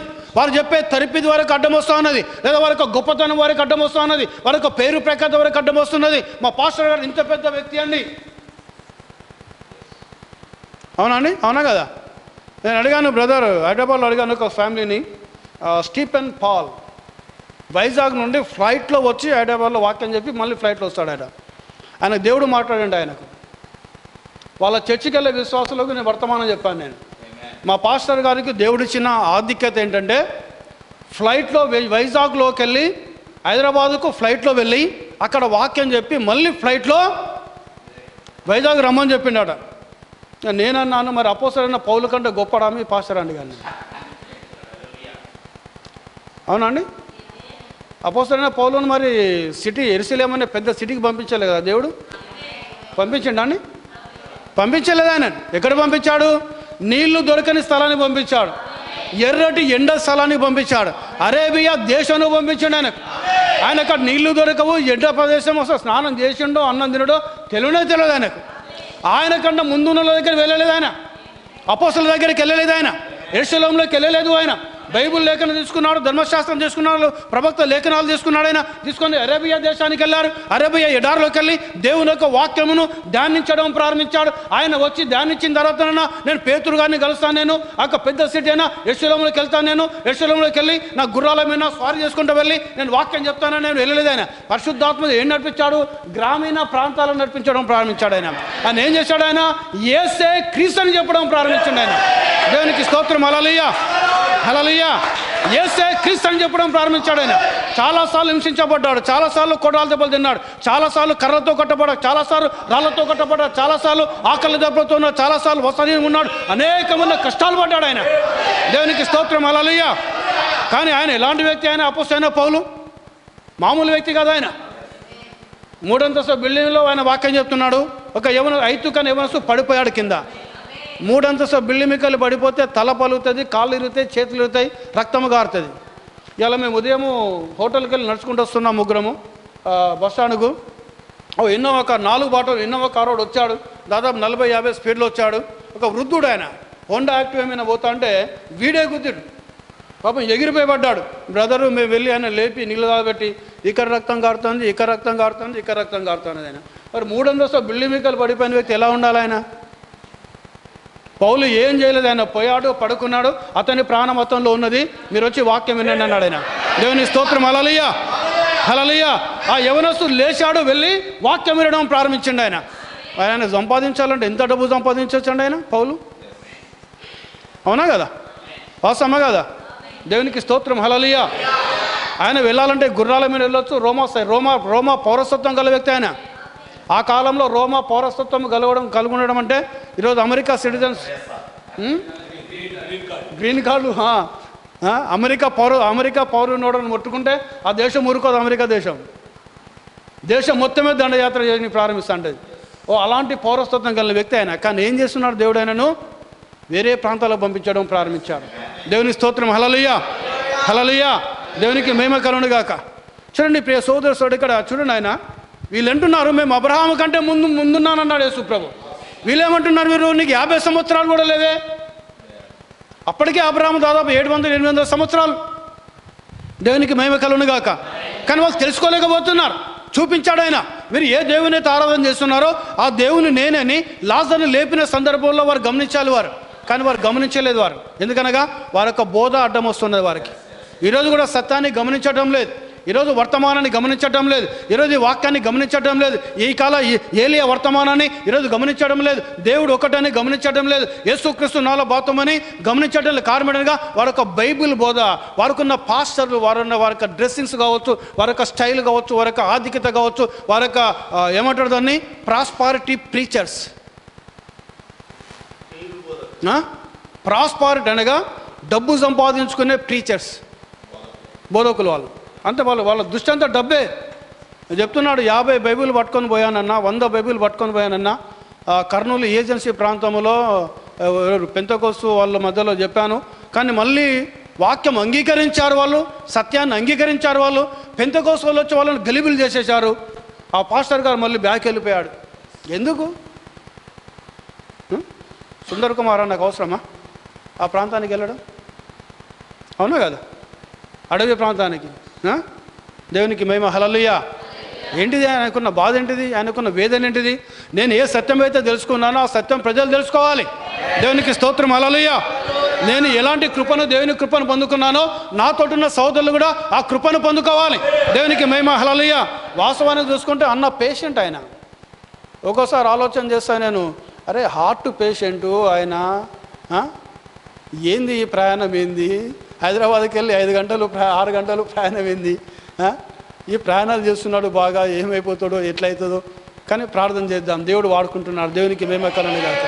ఏంటి ఆయనకున్న బాధ? ఏంటిది ఆయనకి? ఈ సత్యం తెలుసుకోవాలి ప్రజలు, వర్తమానం తెలుసుకోవాలి ప్రజలు. దేవునికి స్తోత్రం. హల్లెలూయా. మనం ఎలాంటి కృపను పొందుకున్నామో వారు కూడా ఆ కృపను పొందుకోవాలి. వారు కూడా అలా ఆ విధంగా దేవుని యొక్క నిత్య జీవంలోకి రావాలి. వారు కూడా అంధకారంలోకి బయటికి రావాలి. ఆ డినామినేషన్ బోధకులు బయటికి రావాలని ఆయన యొక్క ప్రయాసపడుతున్నాడు. దేవునికి స్తోత్రం. హల్లెలూయా, హల్లెలూయా. దేవునికి మహిమ కలుగును గాక. చూడండి, ఆయన మాత్రమే సామాన్య కావచ్చు, బోధన కావచ్చు, లేదా ఇక్కడికి వచ్చే అమెరికా దేశానికి వెళ్ళి మన ఇండియాకి ఎందుకు రావాలి? వాళ్ళకి ఎంతో గొప్ప మామూలుగా ఉండదు వాళ్ళ జీవితం, వాళ్ళ లైఫ్ స్టైల్ మామూలుగా ఉండదు వాళ్ళది. కానీ దాదాపు 15,000 కిలోమీటర్లు ప్రయాణం చేసి 24 గంటలు ప్రయాణం చేసి భారతదేశంకి వచ్చి మనతో కూర్చొని, మనతో ఉండి, మనలాంటి ఇళ్లలో ఉండి, మనలాంటి ఇళ్లలో భోజనం చేసుకొని పోతున్నారు వారు. ఎందుకు వారికి ఆ ప్రయాసం? వారికి ఈ సత్యము ప్రజల మధ్యలోకి వెళ్ళాలని. దేవునికి స్తోత్రం. హల్లెలూయా, హల్లెలూయా. దేవునికి మహిమ కలుగును గాక. ఈ వర్తమానం ప్రజల మధ్యలోకి వెళ్ళాలి. దేవునికి స్తోత్రం. హల్లెలూయా. వారు అంధకారంలో వారు ఉండకూడదు. వారు నిజమైన దేవుని తెలుసుకోవాలి. వారి యొక్క సత్యాన్ని తెలుసుకోవాలనక ఆ బాధ, ఆ వేదన, ఆ ప్రయాసం. ఇంకా చెప్పాలంటే పరిశుద్ధాత్మ దేవుడు ఆ విధంగా వారిని నడిపించడము ప్రారంభిస్తున్నాడు ఆయన. దేవునికి మహిమ. హల్లెలూయా, హల్లెలూయా. దేవునికి ఘనత. ఇప్పుడు చదవండమ్మా, యోహాను సువార్త 10వ అధ్యాయము 11-18 వరకు. నేను గొర్రెలకు మంచి కాపరిని, మంచి కాపరి గొర్రెల కొరకు తన ప్రాణం పెట్టును. జీతగాడు గొర్రెల కాపరి కాడు గనుక గొర్రెలు తనవి కానందున తోడేలు వచ్చుట చూచి గొర్రెలను విడిచిపెట్టి పారిపోవును. తోడేలు ఆ గొర్రెలను పట్టి చెదరగొట్టును. జీతగాడు జీతగాళ్ళను ఎరుగుదును. నా గొర్రెలు నన్ను ఎరుగును, మరియు గొర్రెల కొరకు నా ప్రాణము పెట్టుచున్నాను. దేవునికి స్తోత్రం. హల్లెలూయా. ఏం చేస్తున్నాడు ఆయన? గొర్రెల కొరకు ఆయన ఏం చేస్తున్నాడు? ఆయన ప్రాణం పెడుతున్నాడు. ఆయన దేవునికి స్తోత్రం. హల్లెలూయా. పాపమునకు పరిహారం ఏంటిది? రక్తం. రక్తంలో ఏమున్నది? మానవుని యొక్క ప్రాణం ఉన్నది. సో మొదటి ఆదాము ద్వారా ఈ లోకంలోకి పాపం వచ్చింది. ఈ రెండవ ఆదాము ద్వారా, అనగా మొదటి ఆదాము దేవుని కుమారుడు అయినాడు. యేసు క్రీస్తుడు ఎవరైనారు? దేవుని కుమారుడైనాడు. మీరు ఒక మాట చదవండి. రోమా పత్రిక 1వ అధ్యాయము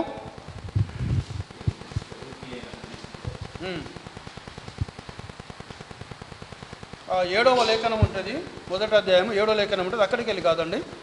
యేసు క్రీస్తు శరీరాన్ని బట్టి దావీదు సంతానముగాను, మృతుల నుండి పునరుత్థానుడైనందున పరిశుద్ధమైన ఆత్మను బట్టి దేవుని కుమారుడుగాను ప్రభావముతో నిరూపించబడెను.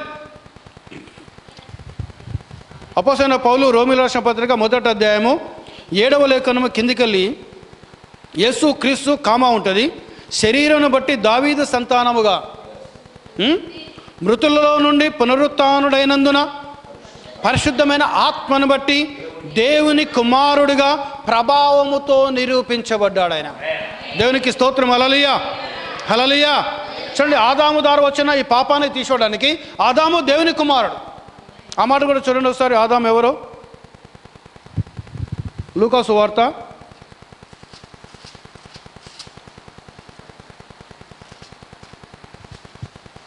3వ అధ్యాయము 38వ లేఖనం.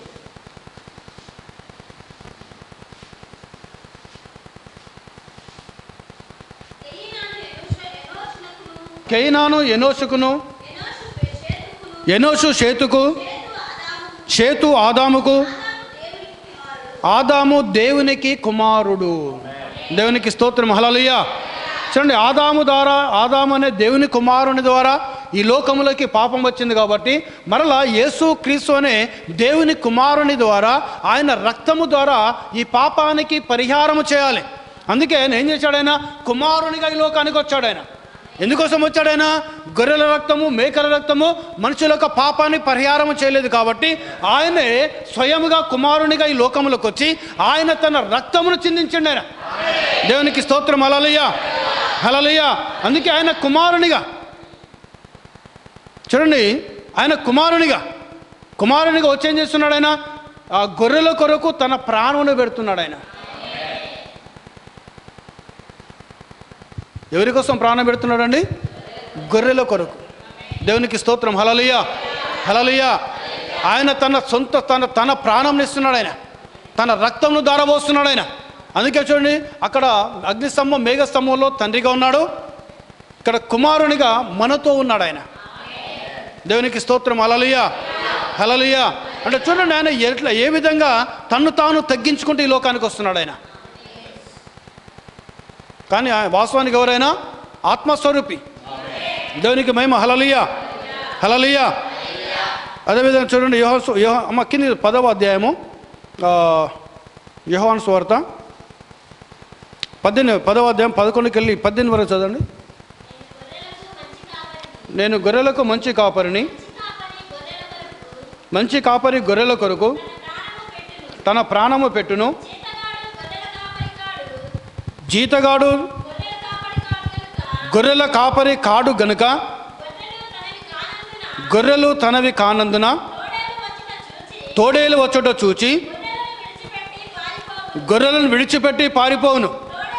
తోడేలు ఆ గొర్రెలను పట్టి చెదరగొట్టును.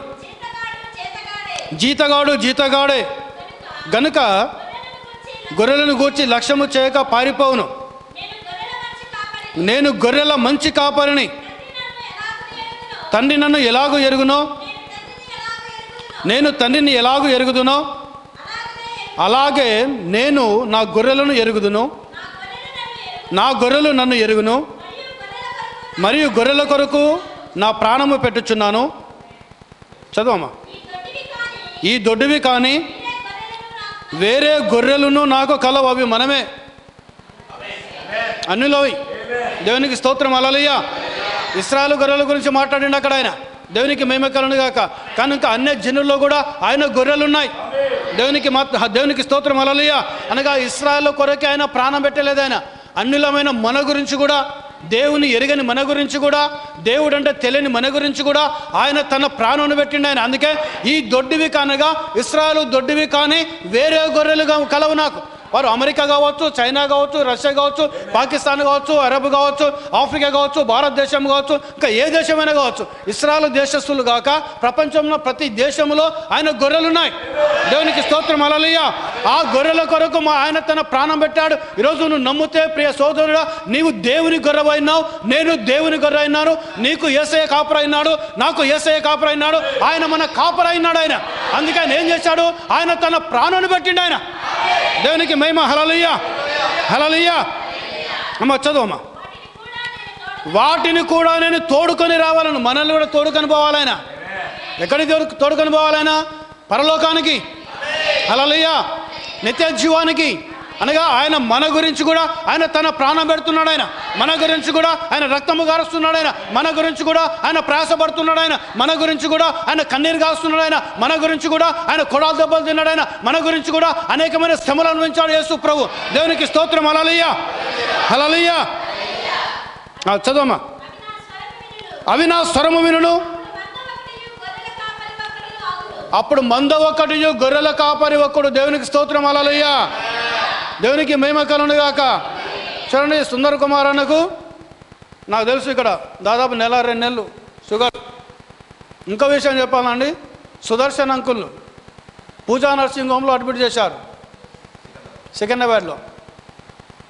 సామాన్య 2 రోజులు ఆయనకు పరిచయాలు చేయడానికి, భోజన 2 రోజులు, నేను 2 రోజులు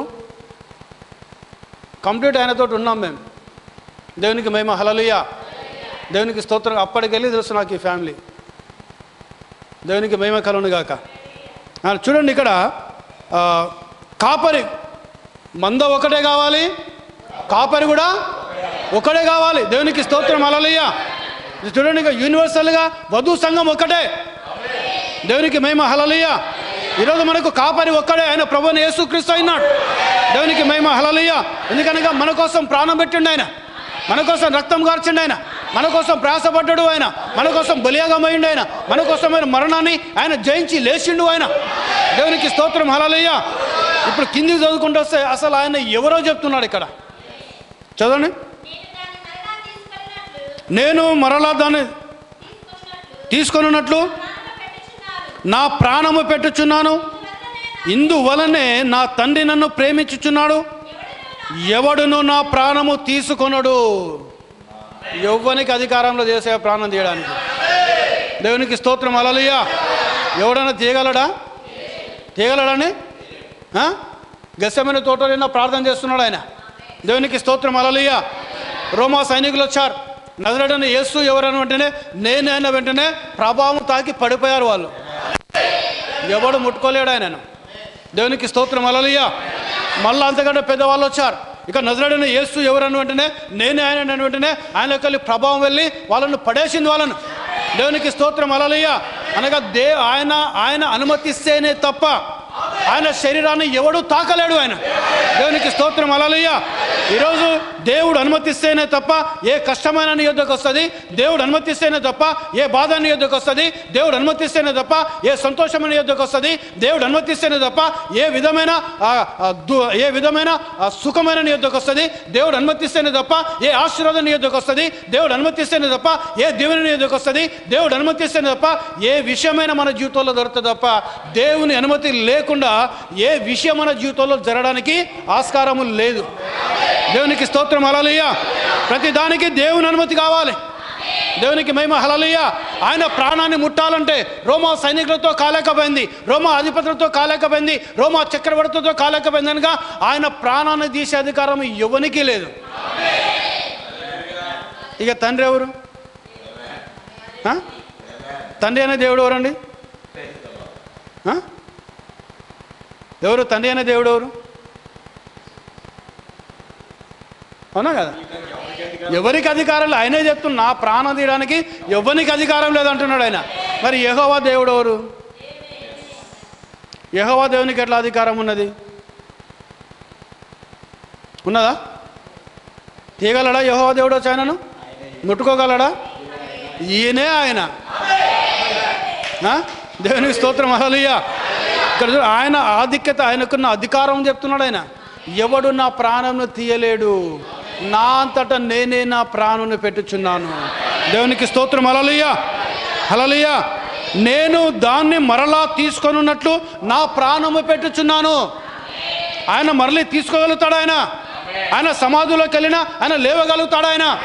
ఆయన వచ్చాక లేపడానికి ఆస్కారం లేదు. ఈరోజు ఒకవేళ చనిపోయిన వ్యక్తిని నువ్వు లేపాలంటే యేసుక్రీస్తు నామములో ప్రార్థన చేస్తే ఆయన లేవాలి. ఆయన దేవునికి స్తోత్రం, హల్లెలూయా, హల్లెలూయా. సో మా పాప పుట్టిన 3వ నెల నుండి 18 నెలల వరకు అసలు డాక్టర్లు చనిపోతుంది అన్నారు మా పాపను. ఇప్పుడు మనకు బ్లడ్ టెస్ట్ చేయాలంటే ఇంజక్షన్ సిరంజి పెడితే ఏమి వస్తుందండి? రక్తం వస్తుంది కదా, అవునా కదా? మీరు ఎప్పుడైనా సిరా చూసారా? ఇంకు చూసినా? పత్తి పెన్నులు ఉండేది, ఇందాక చెప్పిండు సుందర్ కుమార్ అన్న. నేను కూడా చదువుకొని రాసేది పత్తి పెన్ను, అలా ఇంకు నింపుకునేది మేము. మా పాప బ్లడ్ తీస్తే ఇంక్ కలర్ ఉందండి బ్లడ్. ఆమెకు 4 సూపర్ స్పెషాలిటీ హాస్పిటల్స్ డాక్టర్స్ అన్నారు ఈమె చనిపోతుంది, ఈమె బ్రతకదు అన్నారు. బ్లూ కలర్ ఉంది ఆమె బ్లడ్, అదంతా పాయిజన్, అది చనిపోతుంది అన్నారు. ఆమె వామిటింగ్స్ మోషన్స్ ఆమె 103 టెంపరేచర్. ఎన్ని సెలైన్స్ పెట్టినా ఆమె తగ్గటం లేదు. ఆమె ఇక వరంగల్ ఎంజిఎంలో అడ్మిట్ చేశాము మేము. ఇక కంప్లీట్ మొత్తం బాడీ మొత్తం చల్లబడిపోయింది. నేను కింద పడుకున్నాను, మా మిస్సెస్ బెడ్ మీద పడుకున్నది, ఆమె పక్క మా పాపం పడుకోబెట్టింది. ఆమె కే నడుచుకుంటూ ఒకేసారి మొత్తం చేతులు కాళ్ళు చచ్చుబడిపోయినాయి. ఆమె లేపింది, నన్ను లేపి నేను చేతుల మీద పట్టుకొని వస్తున్నాను. నేను ఆ నర్సు చూసి ఈమె చనిపోయింది అన్నది. ఆమె నాడీ పట్టుకొని చూసింది, ఈమె చనిపోయిందండి, ఈమెను తీసుకోపోండి ఇంటికి అన్నది. లేదమ్మా, లేదు, మా పాప చనిపోలేదని. ఆమెను యేసు రక్తం చేయమనుకుంటూ నేను పట్టుకొని డాక్టర్ దగ్గర పోయాను. డాక్టర్ దగ్గర పోయి డాక్టరు స్టెథోస్కోప్ పెట్టిన వెంటనే తుమ్మడం ప్రారంభించింది. దేవునికి స్తోత్రం, హల్లెలూయా. నేను యేసు రక్తం చేయమనుకుంటూ పోతున్నాను నేను. సో ఈరోజు మా పాప 13 సంవత్సరాలు. 4 సూపర్ స్పెషాలిటీ హాస్పిటల్స్ డాక్టర్స్ అన్నారు ఈమె చనిపోతుంది, ఈమె బ్రతకదు. ఈమె ఈరోజు 13 ఇయర్స్ 8th క్లాస్ అవుతుంది. నాకు దేవుడి చేసిన సాక్ష్యం చెప్తాను నేను. చిన్నది వివాహమైంది. ఆడవాళ్ళకి ఏంటంటే తొందరనే పిల్లలు పుట్టాలి. నేను ఎన్నడూ సంతానం కోసం ప్రార్థన చేయలేదండి. నాకు బిడ్డ పుట్టాలా ప్రభా, నాకు కొడుకు పుట్టాలా ప్రభా అని స్టిల్ ఈరోజు చెప్తున్నా. అసలు ప్రార్థనే చేయలేదు పిల్లల గురించి. కానీ మా మిస్సెస్ ప్రార్థన సంవత్సరం అయింది. ఆమె అంటుంది బాబా ఇంకమైన సంతానం అయితే దేవుడు ఇవ్వాలనుకుంటే ఇస్తాడు ఆయన. మనం అడిగేది ఏమున్నది? ఆయన చిత్తముంటే ఇస్తాడు ఆయన. ఒకరోజు నేను మా మిస్సెస్ను బస్ స్టాప్లో దింపడానికి వస్తున్నాను. నేను వస్తూ ఉంటే దేవుని బండి నడుతుంటే దేవుని స్తుతిస్తూ ఉంటాను నేను. అప్పుడు ఇన్సైడ్లో నా హృదయంలో ఒక వ్యక్తి మాట్లాడుతున్నాడు ఏమని, bless your wife's womb in the name of the Lord Jesus Christ అని. అలా నా పక్కకు నువ్వు ఎప్పుడైనా మాట్లాడావని అతను నేనేం మాట్లాడలేదని చెప్పింది మా మిస్సెస్. తర్వాత మనుషులు ఎవరు లేరు. అట్లా 3 times నా హృదయంలో ఒక వ్యక్తి మాట్లాడాడు. మాట్లాడిన తర్వాత నేను చెయ్యి వెనుకబెట్టి యేసుక్రీస్తు నామంలో నా భార్య యొక్క గర్భమును దీవిస్తున్నాను అని బ్లెస్ చేశాను. Next month she is conceived. నాకు అది తెలుసు. నాకు అది దేవుడు నా హృదయంలో మాట్లాడిండు. యేసుక్రీస్తు నామంలో ఆమె గర్భమును దీవించాను. ఆమె గర్భవతి అయింది. ఈ పాప చనిపోదు. దేవునికి స్తోత్రం, హల్లెలూయా, హల్లెలూయా. ఆమెను వెతుకొని ఒక 3-4 అంతస్తుల బిల్డింగ్కి వెళ్ళి కింద ఉంటుంది పిల్లలను చూసేది పెడియాట్రిక్ వార్డ్. అక్కడికి పరిగెత్తుకుంటూ వచ్చాను. నేను ఏడుస్తున్నాను. అప్పుడు ఆ ఎంకన్న చెప్పిన మాటలు గుర్తొచ్చినాయి నాకు. నువ్వు ఎక్కడున్నా నీ మైండ్ మీ పిల్లలైన ఉంటుందని చెప్తే, అన్నా నువ్వు ఊకోన్నా ఏం మాట్లాడతావన్నా, నేను ఎక్కువ ఇంటనే ఉంటాను, నేను ఎప్పుడు తిరుగుతూనే ఉంటాను నేను అనేది. అప్పుడు అరే ఎంకన్నా తెల్లారి ఫోన్ చేసి నువ్వు చెప్పిన మాట వాస్తవం అన్నా, నేను ఎక్కడున్నా మా పిల్లల మీద మనసు కొట్టుకుంటా ఉన్నది. తండ్రి మనసు తల్లి మనసు ఆ విధంగా కొట్టుకుంటా ఉంటుంది. నేను అప్పుడు నిన్ను ఎగతాళి చేశాను అంటే ఆయన నవ్వుతున్నాడు. నేను అనుభవించానన్నా, నేను కూడా పోలీస్ డిపార్ట్మెంట్లో అరణ్యంలో తిరుగుకుంటూ ఉన్నా. నన్ను చాలామంది చెప్తే నేను ఎగతాళి చేశాను. నాకు జరిగిన ఎక్స్పీరియన్సే నీకు చెప్పిన, ఎందుకంటే నీ మైండ్ నా మైండ్ ఒకటే కాబట్టి. సో అందుకే ఎవరైనా కూడా, ఇప్పుడు ఏ తల్లైనా కూడా చూడండి, ఇప్పుడు మీ పిల్లలు ఇంట్లో ఉన్నారనుకోండి, సగం మైండ్ అనేది కనీసం ఒకసారైనా నా కొడుకు ఏం చేస్తున్నాడో ఆలోచిస్తాను, నా బిడ్డ ఏం చేస్తుందో ఆలోచిస్తాను నేను. దేవునికి స్తోత్రం, హల్లెలూయా. ఆలోచన చేయమంటే రాంగ్, అది అబద్ధం చెప్తున్నాను, పక్కా అబద్ధం చెప్తున్నాను, ముచ్చటే లేదు. సో దేవుడు కూడా అదే విధంగా చేశాడు. ఆయన తండ్రిగా ఉన్నాడు. ఆయన దేవునికి స్తోత్రం, హల్లెలూయా. ఇక్కడ చూడండి, ఆయన కుమారునిగా వచ్చాడు ఆయన. కానీ వాస్తవానికి ఎవరైనా ఈ మాటలు ఎవరితో మాట్లాడుతున్నాడు? ఆయన ఇజ్రాయెల్ సమాజంతో మాట్లాడుతున్నాడు. ఆయన ఎవడు నా ప్రాణాన్ని తీయలేడు, నేనే మరలా తీయడానికి నా ప్రాణాన్ని పెడుతున్నాను నేను. దేవునికి స్తోత్రం, హల్లెలూయా. ఈయన ఏం చేస్తున్నారు? ఈయన మరియమ్మ కుమారుడు కాదా? ఈయన యోసేపు కుమారుడు కాదా? ఈయన వడ్లవాడు కాదా? ఈయన మన టేబుల్స్ చేయలేదా? ఈయన మన మంచములు చేయలేదా? ఈయనక నాగలు చేయలేదా? ఈయనక వ్యవసాయ పనిముట్లు చేయలేదా? ఈయన మనతో ఉన్నవాడు కాదా? ఈయన ఎవడు నా ప్రాణాన్ని తీయలేడు అంటున్నాడు, నా అంతటా నేనే నా ప్రాణాన్ని పెడుతున్నాను అంటున్నాడు. కానీ వాస్తవానికి ఆయన ఎవరో, ఆయన ఎలాంటి వ్యక్తో ఇశ్రాయేలు సమాజానికి చెప్తున్నాడు ఆయన. దేవునికి స్తోత్రం, హల్లెలూయా, హల్లెలూయా. నా అంతటా నేనే దాన్ని పెట్టుచున్నాను, దాన్ని పెట్టుటకు నాకు అధికారము కలదు. దేవునికి స్తోత్రం, హల్లెలూయా. దాన్ని పెట్టడానికి ఆయనకి ఏం కలదు? ఆయనకు అధికారము కలదు. దేవునికి మహిమ కలుగును గాక, హల్లెలూయా. దాన్ని తిరిగి తీసుకున్నట్టుగా నాకు అధికారము కలదు, నా తండ్రి వలన ఈ ఆజ్ఞ పొంది ఉన్నాను. ఇక్కడనే కన్ఫ్యూజ్ అయిపోతున్నాడు. అక్కడ నా అంతటా నేనే పెడతానంటున్నాడు, నా అంతటా నేనే లేపుతానంటున్నాడు, మళ్ళా తండ్రి వలన ఆజ్ఞ పొందుకున్నాను అంటున్నాడు. ఇక్కడనే పోతున్నారు ప్రజలు, తప్పిపోతున్నారు. తప్పిపోవడం కూడా ఆయన చిత్తమే, అందరి కోసం కాదు వర్తమానం ఇది. అవునా కదా? వర్తమానం అందరి కోసం కాదు. దేవునికి స్తోత్రం, హల్లెలూయా. ఎలక్టెడ్ పీపుల్, జగత్తు పునాది వేయబడక మునుపు ఎవరైతే దేవుని చేత ఏర్పరచబడ్డారో వారి కొరకే ఈ వర్తమానమైనది. దేవునికి స్తోత్రం, హల్లెలూయా, హల్లెలూయా. సో ఈరోజు నువ్వు నమ్ముతున్నావంటే ప్రియ సోదరుడు, నువ్వు ధన్యుడవును, నువ్వు ధన్యురాలవైనావును. ఎందుకనగా నీవు జగత్తు పునాది వేయబడక మునిపే, అనగా తల్లి గర్భంలో నీవు లేనప్పుడే, నేను లేనప్పుడే పరిశుద్ధాత్మ దేవుడు మనల్ని యేసు క్రీస్తులో చూశాడు. ఆయన దేవునికి స్తోత్రం, హల్లెలూయా. ఆయన చూసిండు కాబట్టే ఈరోజు నీవు నేను ఇక్కడ మనం కూర్చున్నాం. ఒకవేళ ఆయన చూడకపోతే, ఆయన పిలవకపోతే, ఆయన మనతో మాట్లాడకపోతే మనం ఈరోజు ఈ స్థలంలో కూర్చునే వాళ్ళము కాదు, ఈ విధంగా దేవుని యొక్క వాక్యాన్ని ధ్యానం చేసే వాళ్ళము కాదు మనం. దేవునికి స్తోత్రం, హల్లెలూయా, హల్లెలూయా. చూడండి బ్రదర్, లూకా 4వ తరగతి అంటే ఇంచుమించు 9 సంవత్సరాలు, అవునా కదా? 5వ తరగతి 5 సంవత్సరాల వయసులో 1వ తరగతి పోతే 4వ తరగతి వస్తారు 9 సంవత్సరాల వయసులో దేవుని గురించి ఎవరికి ఆలోచన ఉంటుందా? ఉంటుందా అండి? ఎవరికైనా ఉండదు. ఉంటుందా? ఇంటికి పోయి మా అమ్మ ఏం చేసింది, ఏం తినాలి, ఏం కూర చేసింది, ఏమన్నం చేసింది, అదే పిల్లలు కదా, అమ్మ ఏం కూర చేసావా అంటాడు మా కొడుకు పొద్దున్న లేచిన వెంటనే. మీకు మాత్రం అనుగ్రహించబడి ఉన్నది, కానీ వెలపట ఉండువారు ఒకవేళ దేవుని వైపు తిరుగుతారామని వారు చూచుటకైతే చూచియు, కనుగొనకయు, వినుట మట్టుకైతే వినుటయు, గ్రహింపకుండానట్లు వారికి ఉపమాన రీతిగా నేను బోధిస్తున్నాను. దేవునికి స్తోత్రం, హల్లెలూయా, హల్లెలూయా. ఈ మాటలు యేసు ప్రభువే చెప్తున్నాడు. ఆయన మార్కు సువార్త 4వ అధ్యాయము 12 అనుకుంటా. కానీ మళ్ళీ 31వ వాక్యం చదవండి. ఒంటరిగా ఉపమానం లేకుండా వారికి ఏది బోధించలేదు, కానీ ఒంటరిగా మార్కు సువార్త 4వ అధ్యాయము 30వ వాక్యం.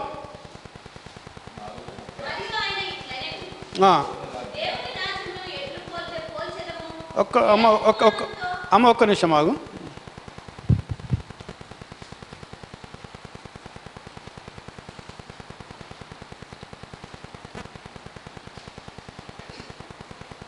ముప్పై 34 అమ్మ. ఉపమానము లేక వారికి బోధింపలేదు, కానీ ఒంటరిగా ఉన్నప్పుడు తన శిష్యులకు అన్నింటినీ విశదపరచను. దేవునికి స్తోత్రం, హల్లెలూయా. ఉపమానం లేకుండా ఏది బోధించలేదు ఆయన, కానీ ఎప్పుడైతే శిష్యులు ఒంటరిగా ఉన్నారో అవన్నీ ఏం చేస్తున్నాడు ఆయన? వారికి వివరించి చెప్తున్నాడు ఆయన. దేవునికి స్తోత్రం, హల్లెలూయా. సో అందుకే ఈ వర్తమానం ఎవరికి? పెళ్లి కుమార్తెకే వర్తమానం. వధు సంఘమునకు మాత్రమే వర్తమానం. జగత్తు పునాది వేయబడకునుకు ఎవరైతే ఉన్నారో వారికి మాత్రమే వర్తమానము. కానీ అందరికీ తెలియాలి, అందరికీ తెలియాలి. ఎందుకు తెలియాలి? తీర్పు దినమునాడు ఆయన దగ్గరికి వచ్చి, ప్రభువా, ఈ వర్తమానం నాకు ఎవరు చెప్పలేదు, ఈ వాక్యం నాకు ఎవరు చెప్పలేదు, దేవుడు ఒక్కడని ఎవరు చెప్పలేదు, యేసుక్రీస్తు నామములో బాప్తమని ఎవరు చెప్పలేదు, ఏలియా వర్తమానమని ఎవరు నాకు చెప్పలేదని ఏ వ్యక్తి కూడా ఆయన మీద నేరారోపణ చేయకుండానట్లు అందరికీ వర్తమానం తెలియజేస్తున్నాడు ఆయన. దేవునికి స్తోత్రం. హల్లెలూయా, హల్లెలూయా. దేవునికి మహిమ కలుగును గాక. హల్లెలూయా, హల్లెలూయా. చూడండి, ఆయన అందరికీ తెలియజేస్తున్నాడు. ఆయన వారు నమ్ముతారా నమ్మరా తర్వాత ముచ్చట. వారు నమ్మని నమ్మకమని వర్తమానం మాత్రం వారు తెలియాలి, వారికి సత్యం మాత్రం వారికి తెలియాలి వారికి. అందుకే ఏం చేస్తున్నాడు? దేవుడు తన సేవకులను వాడుకుంటున్నాడు. ఆయన 5 fold మినిస్ట్రీ ద్వారా అపొస్తలులు, ప్రవక్తలు, సువార్తికులు, కాపరులు, ఉపదేశకులు. దేవునికి స్తోత్రం. హల్లెలూయా. దేవునికి మహిమ కలుగును గాక. సో సిస్టర్స్ కూడా వాక్యం చెప్పవచ్చు, తెలుసా అండి? పుల్పిట్ నిలబడకూడదు, సాక్ష్యంగా నువ్వు చెప్పొచ్చు. నువ్వు మాకు తెలుసు, మాకు పుష్ప అక్క పేరు ఏం పేరు? పుష్ప. బైబిల్లో షారామ పేరు. కాజుపేటలో కలిసింది, గోల్కొండ ట్రైన్లో కూర్చున్నాము. ఆమె ఏం చేస్తుందంటే ముందు కూర్చున్నాను, వాళ్ళ పేరు అడిగింది, ఏ ఊరికి పోతున్నారు, ఎక్కడికి పోతున్నారు అడిగింది. యేసు ప్రభు గురించి తెలుసా అమ్మా అని అన్నది. సికింద్రాబాద్లో బండి దిగేంత వరకు ఆ కూపేలో ఉన్న వాళ్ళకి అందరికీ చెప్పిందండి యేసు ప్రభు గురించి. దేవునికి స్తోత్రం. హల్లెలూయా.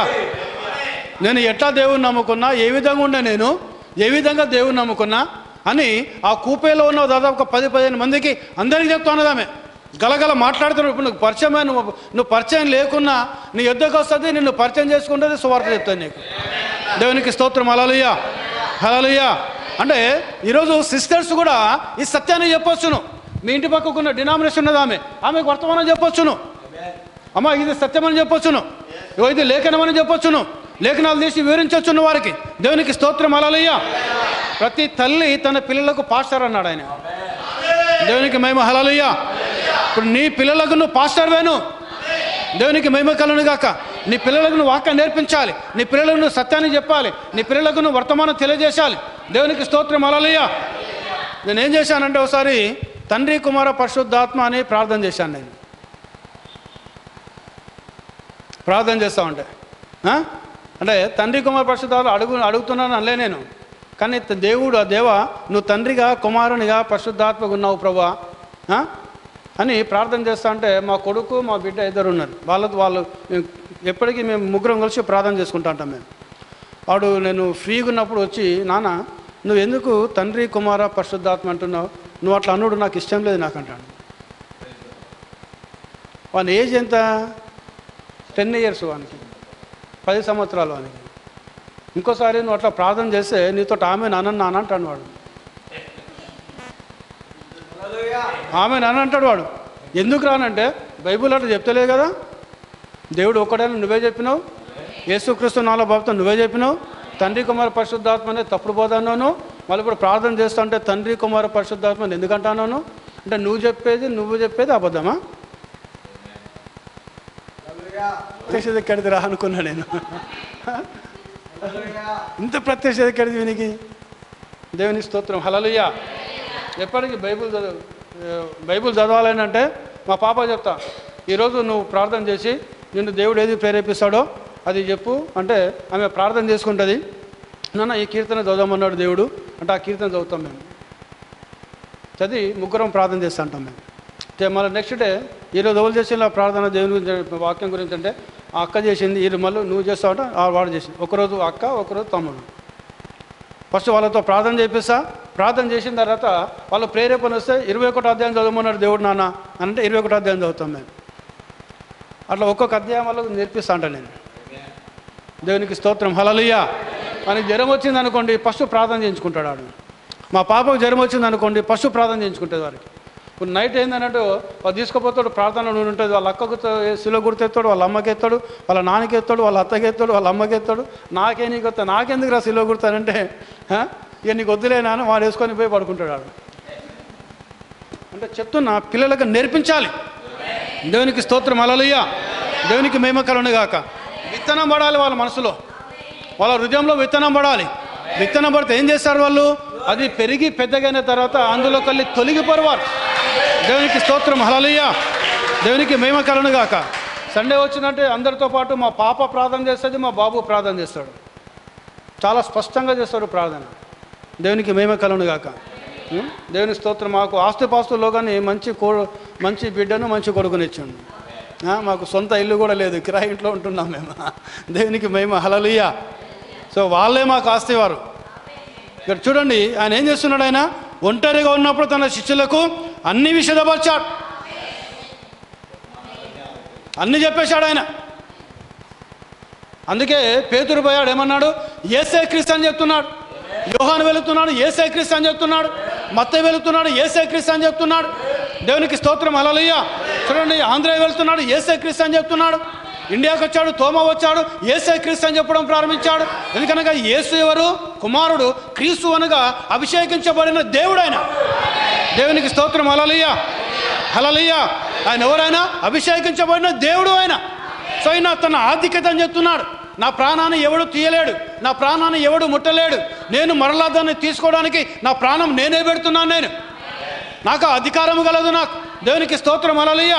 ఈ వాక్యం ఈరోజు కూడా చూడండి, చాలామంది డినామినేషన్ ఈ లేఖనాలు చదువుతూ ఉంటారు, కంఠస్థం చేస్తూ ఉంటారు వాళ్ళు, కానీ వారికి ఆ ప్రత్యక్షత లేదు. అందుకే ప్రవక్త బ్రదర్ బ్రాహ్మణ్ అంటాడు, నువ్వు బైబిల్ చదువుతున్నావంటే ప్రతి లేఖనంలో యేసు క్రీస్తుని కనబడాలి. దేవునికి స్తోత్రం, హల్లెలూయా. ఎవరు కనిపించాలని నీకు? బైబిల్లో ప్రతి లేఖనంలో యేసు క్రీస్తు కనిపించాలని. యేసు క్రీస్తుని కనిపించడం లేదంటే సంథింగ్ రాంగ్ ఇన్ యూ. నీలో ఏదో పొరపాటు ఉన్నది నీలో. దేవునికి స్తోత్రం, హల్లెలూయా. యేసు ఆదికాండం ఒక వాక్యం చదివినవా? అందులో యేసుక్రీస్తు కనిపించాలి నీకు. యోహాన్లో చదివినవా? యేసుక్రీస్తు కనిపించాలి నీకు. మత్తయి సువార్త చదువుతున్నావా? యేసు ప్రభు కనిపించాలి నీకు. లూకాసు సువార్త చదువుతున్నావా? యేసు ప్రభు కనిపించాలి నీకు. యోహాను సువార్త చదువుతున్నావా? యేసు ప్రభు కనిపించాలి నీకు. పత్రికలు చదువుతున్నావా? యేసు ప్రభు కనిపించాలి నీకు. ప్రతి లేఖనంలో యేసుక్రీస్తు కనిపించాలి. ఎందుకనగా దేవుడు వాక్యమైనాడు. దేవునికి స్తోత్రం, హల్లెలూయా. ఆది యందు వాక్యం ఉండెను, వాక్యము దేవుని యందు ఉండెను, దేవుడు వాక్యమైనను. ఆ వాక్యం అనగా ఆది యందున్న ఆ వాక్యమే, దేవుని యందున్న ఆ వాక్యమే, దేవుడైన ఆ వాక్యమే శరీరధారి అయి కృపా సత్య సంపూర్ణుడిగా మన మధ్యలో నివసించాను. దేవునికి స్తోత్రం, హల్లెలూయా. ఆ కృపా సత్య సంపూర్ణుడే ప్రభు అయిన యేసు క్రీస్తు అయినాడు ఆయన. దేవునికి స్తోత్రం, హల్లెలూయా, హల్లెలూయా. చూడండి, ఆయన దేవుడు. ఆయన ఇప్పుడు ఆయన చేసే పాత్ర ఏంటిది? కుమారునిగా. ఇప్పుడు రక్తము కార్చాలి. ఆయన పాపానికి పరిహారం ఏం చెల్లించాలి? రక్తంను చెల్లించాలి, రక్తము కార్చాలి. అందుకే ఆయన మరణంలోకి వెళ్ళాడు. ఆయన తన ప్రాణం పెడుతున్నాడు. ఆయన గొర్రెల కొరకు తన ప్రాణం పెడుతున్నాడు. ఆయన దేవునికి స్తోత్రం, హల్లెలూయా.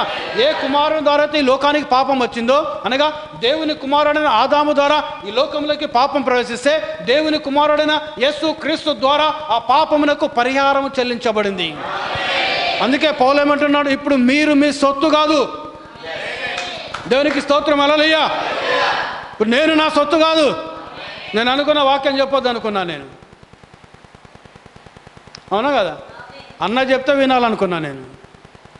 నువ్వు ఎట్లా చెప్పవరా బాబా? నాకు తెలియకుండానే ఫస్టే పోస్టర్ పెట్టేసాడు వాట్సాప్లో. నీ ఫోటో పంపన్నాడే, నా ఫోటో లేదన్నా అని చెప్పిన. అబద్ధం అని చెప్పినా నేను, వాస్తవం అబద్ధం చెప్పిన. ఫోటో మళ్ళీ తర్వాత పంపించాను నేను. వార్తలు పెట్టేసరికి ప్రసంగికుడు పాస్టర్ స్టీఫెన్ కాల్చిపెట్టని పెట్టాడు. చూసిన నేను, అరే నేను వాక్యం చెప్పనన్నాను కదా, మరి అన్నది మొత్తం ఇది వాట్సాప్లో మొత్తం పెడుతున్నాడని మళ్ళీ ఫోటో పంపించిన. దాన్ని డిలీట్ చేశారు, మళ్ళీ ఫోటోను దాన్ని పెట్టేశాడు ఆయన. దేవుని స్తోత్రం, హల్లెలూయా. అంటే వాక్యం ఈరోజు చెప్పొద్దు అనుకున్నాను నేను. నాకు ప్రేరేపణ లేదు ప్రభా, నేను అన్న వాక్యం చెప్తే నేను వినాలి. నేను ఆ ఉద్దేశంతో నేను వచ్చాను నేను. దేవునికి స్తోత్రం, హల్లెలూయా. కానీ ఆయన చిత్తం ఏంటిది? వాక్యం చెప్పాలను. దేవునికి మహిమ కలుగును గాక, హల్లెలూయా, హల్లెలూయా. అందుకే నేను నా సొత్తు కాదు, నీవు నీ సొత్తు కాదు. నిన్నొక వ్యక్తి విలువ పెట్టి కొనుక్కున్నాడు. ఆయన ఆ విలువ ఏంటనగా ఆయన రక్తమైనది. దేవునికి స్తోత్రం, హల్లెలూయా. ఆయన తన సొంత రక్తమునిచ్చి, ఆయన డబ్బు పెట్టి రక్తమునిచ్చి సాతాను యొక్క బంధకంలోకి వెళ్ళి, సాతాను యొక్క చెరలోకి వెళ్ళి, నరకములోకి వెళ్ళి, పాతాళంలోకి వెళ్ళి, అవిశ్వాసంలోకి వెళ్ళి, ఈ లోకంలోకి వెళ్ళి ఆయన నిన్ను నన్ను మనందరినీ కొనుక్కున్నాడు. ఆయన అందుకే ఆయన మనకైనా మంచి కాపరి. ఆయన మంచి కాపరి కాబట్టి, మనమైన గొర్రెలం కాబట్టి ఆయన మన కోసం తన ప్రాణాన్ని పెట్టిండు. ఆయన ఇది కుమారుని యొక్క పాత్ర. అవునండి. నెక్స్ట్ స్టెప్ ఏంటి కావాలైనా? పరిశుద్ధాత్మ. తండ్రి, కుమార, పరిశుద్ధాత్మ. దేవునికి స్తోత్రం. హల్లెలూయా. ఇప్పుడు ఈయన ఈ పరిశుద్ధాత్మ ఎవరైనారు? ఎవరండి పరిశుద్ధాత్మ? చూద్దాం మనం. యోహాను సువార్త 14వ అధ్యాయము 16 నుండి 17.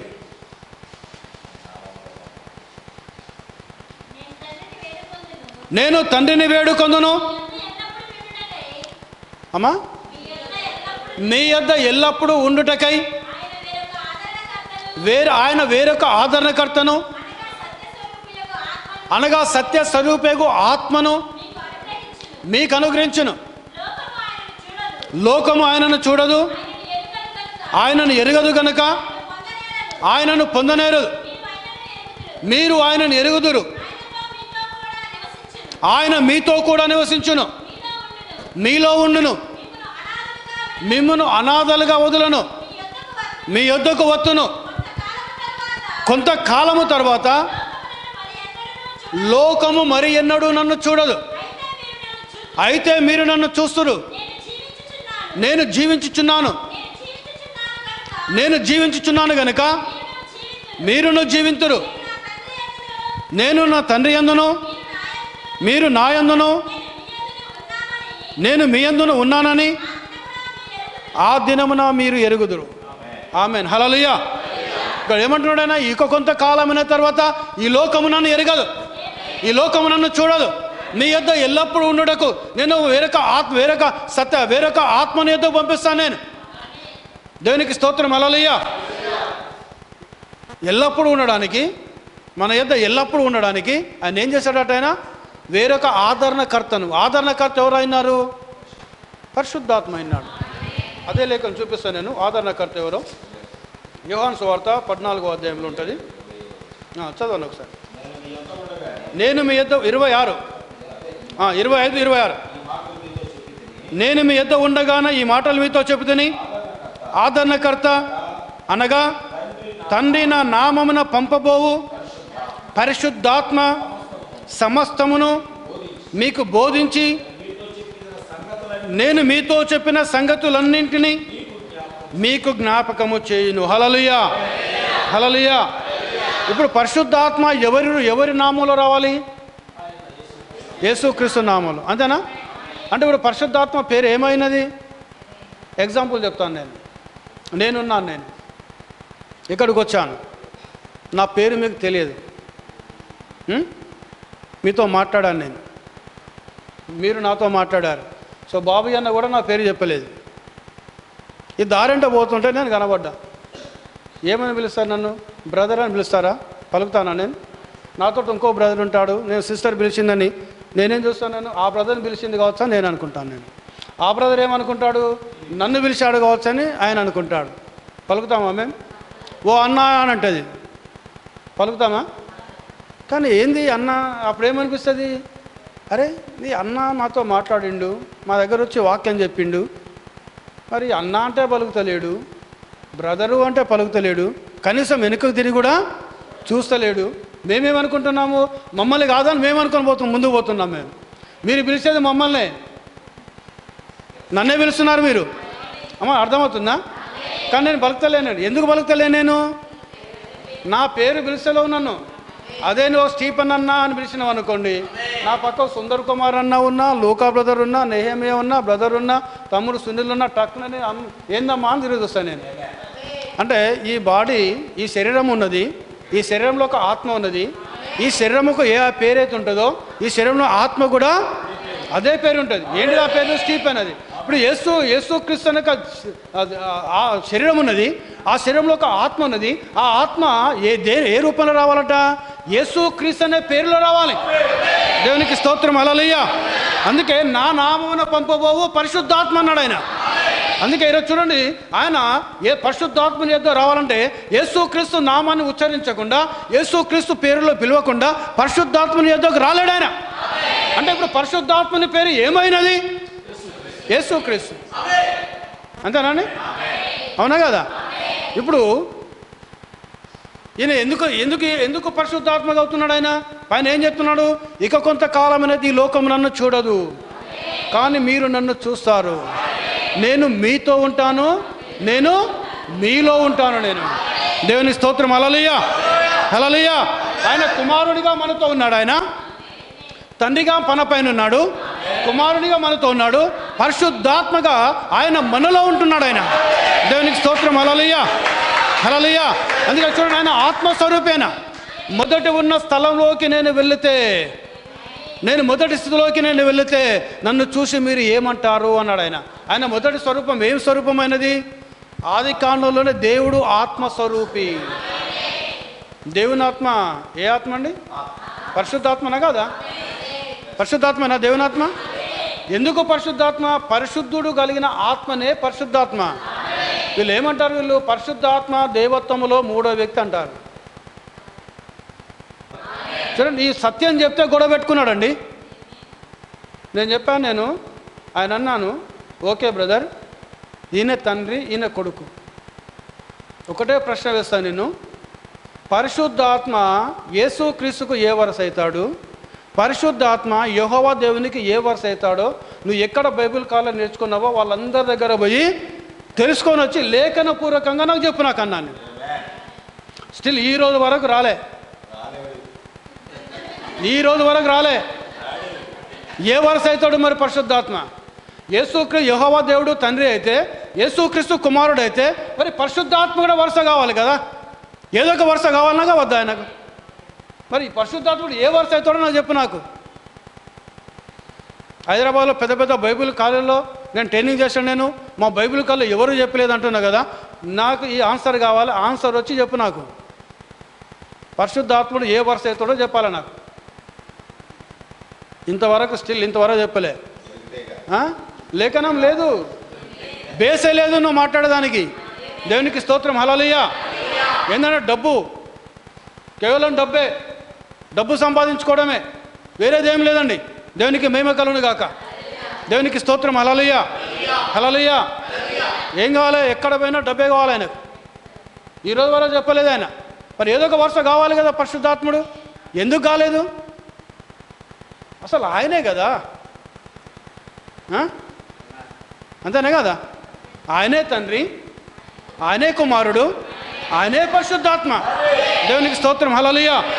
దేవుడు ఒకడు, ఆయనే తండ్రిగా ఉన్నాడు, ఆయనే కుమారుగా ఉన్నాడు, ఆయనే ఎందుకు ఆయన అనంత జ్ఞాని దేవుడు, సర్వశక్తిమంతుడైన దేవుడు, ఆకాశమున సింహాసనము, భూమిన పాదపీఠమని సెలవిచ్చిన దేవుడు, మనుషులతో సహవాసము చేయడానికి ఆయన మనకు మీదుగా ఉన్నాడు తండ్రిగా, మనతో కుమారుగా ఉన్నాడు.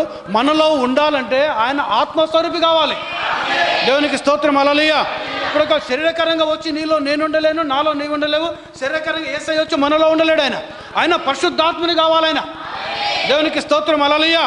ఎందుకంటే దేవుడు ఆత్మ, దేవుడు ఆత్మస్వరూపి.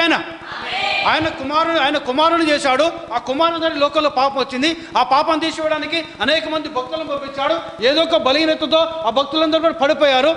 అందరూ కూడా పడగొట్టే సాతాను గాడు యేసయ్యను మాత్రం పడగొట్టలేకపోయాడు. కారణంగా యేసుక్రీస్తు సంపూర్ణమైన వాక్యమైనాడు. ఆయన దేవునికి స్తోత్రం. హల్లెలూయా. నన్ను పడగొట్టగలడు, నిన్ను పడగొట్టగలడు, ఎవరైనా పడగొట్టగలడు. కానీ యేసు ప్రభువును మాత్రము పడగొట్టలేడు. ఎందుకనగా ఆయనే వాక్యమైనాడు. ఆయన దేవునికి స్తోత్రం. హల్లెలూయా. ఈరోజు నువ్వు వాక్యంతో నిలబడితే, నువ్వు వాక్యాన్ని హత్తుకొని జీవిస్తే, వాక్యానుసారమైన జీవితం నువ్వు కలిగి ఉంటే నిన్ను సాతానుడు పడగొట్టలేడు నిన్ను. దేవునికి మహిమ. హల్లెలూయా, హల్లెలూయా. చూడండి, ఆయన పరిశుద్ధాత్మగా మారాలి. ఎందుకు పరిశుద్ధాత్మగా మారాలి? ఆయన మనలో నివాసము చేయాలి. ఈరోజు నాలో నివాసం చేయాలి కాబట్టి ఆయన పరిశుద్ధాత్మగా మారాడు. ఈరోజు నీలో నివాసం చేయాలి కాబట్టి ఆయన పరిశుద్ధాత్మగా మారాడు. ఈరోజు మన మధ్యలో ఆయన ఉండాలి కాబట్టి ఆయన పరిశుద్ధాత్మగా మారాడు. ఎందుకంటే ఈరోజు ఇక్కడ ఉండగలడు, అమెరికాలో ఉండగలడు, చైనాలో ఉండగలడు, పాకిస్తాన్లో ఉండగలడు, హైదరాబాద్లో ఉండగలడు, భూమిని ఎక్కడైనా ఉండగలడు. ఎక్కడైతే ఇద్దరు లేక ముగ్గురు నా నామమున కూడుంటారో వారి మధ్యలో ఆయన ఉండగలడు. ఆయన ఉండాలనగా ఆయన పరిశుద్ధాత్మగా ఉండాలి. ఆయన పరిశుద్ధాత్మగా ఉంటేనే ఆయన తన ప్రజలతో ఉండగలడు, ఆయన తన ప్రజల మధ్య ఉండగలడు, ఆయన తన ప్రజల్లో ఉండి ఆయన అద్భుతాలు చేయగలడు. ఆయన దేవునికి స్తోత్రం. హల్లెలూయా, హల్లెలూయా. అందుకే చూడండి, ఆయన తండ్రిగా ఉన్నాడు, ఆయన కుమారుగా ఉన్నాడు, ఆయన పరిశుద్ధాత్మగా ఉన్నాడు. ఆయన ఒక లేఖనం, చివరికి ఒక లేఖనం చూద్దాం. ఎఫెసీ పత్రిక 4వ అధ్యాయము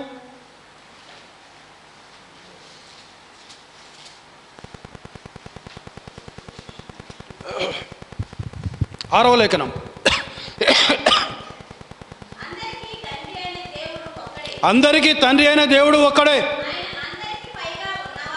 ఆయన అందరికీ పైగా ఉన్నవాడై అందరిలోనూ వ్యాపించి అందరిలో ఉన్నాడు. ఈ మాట చాలా అర్థం ఉన్నదండి.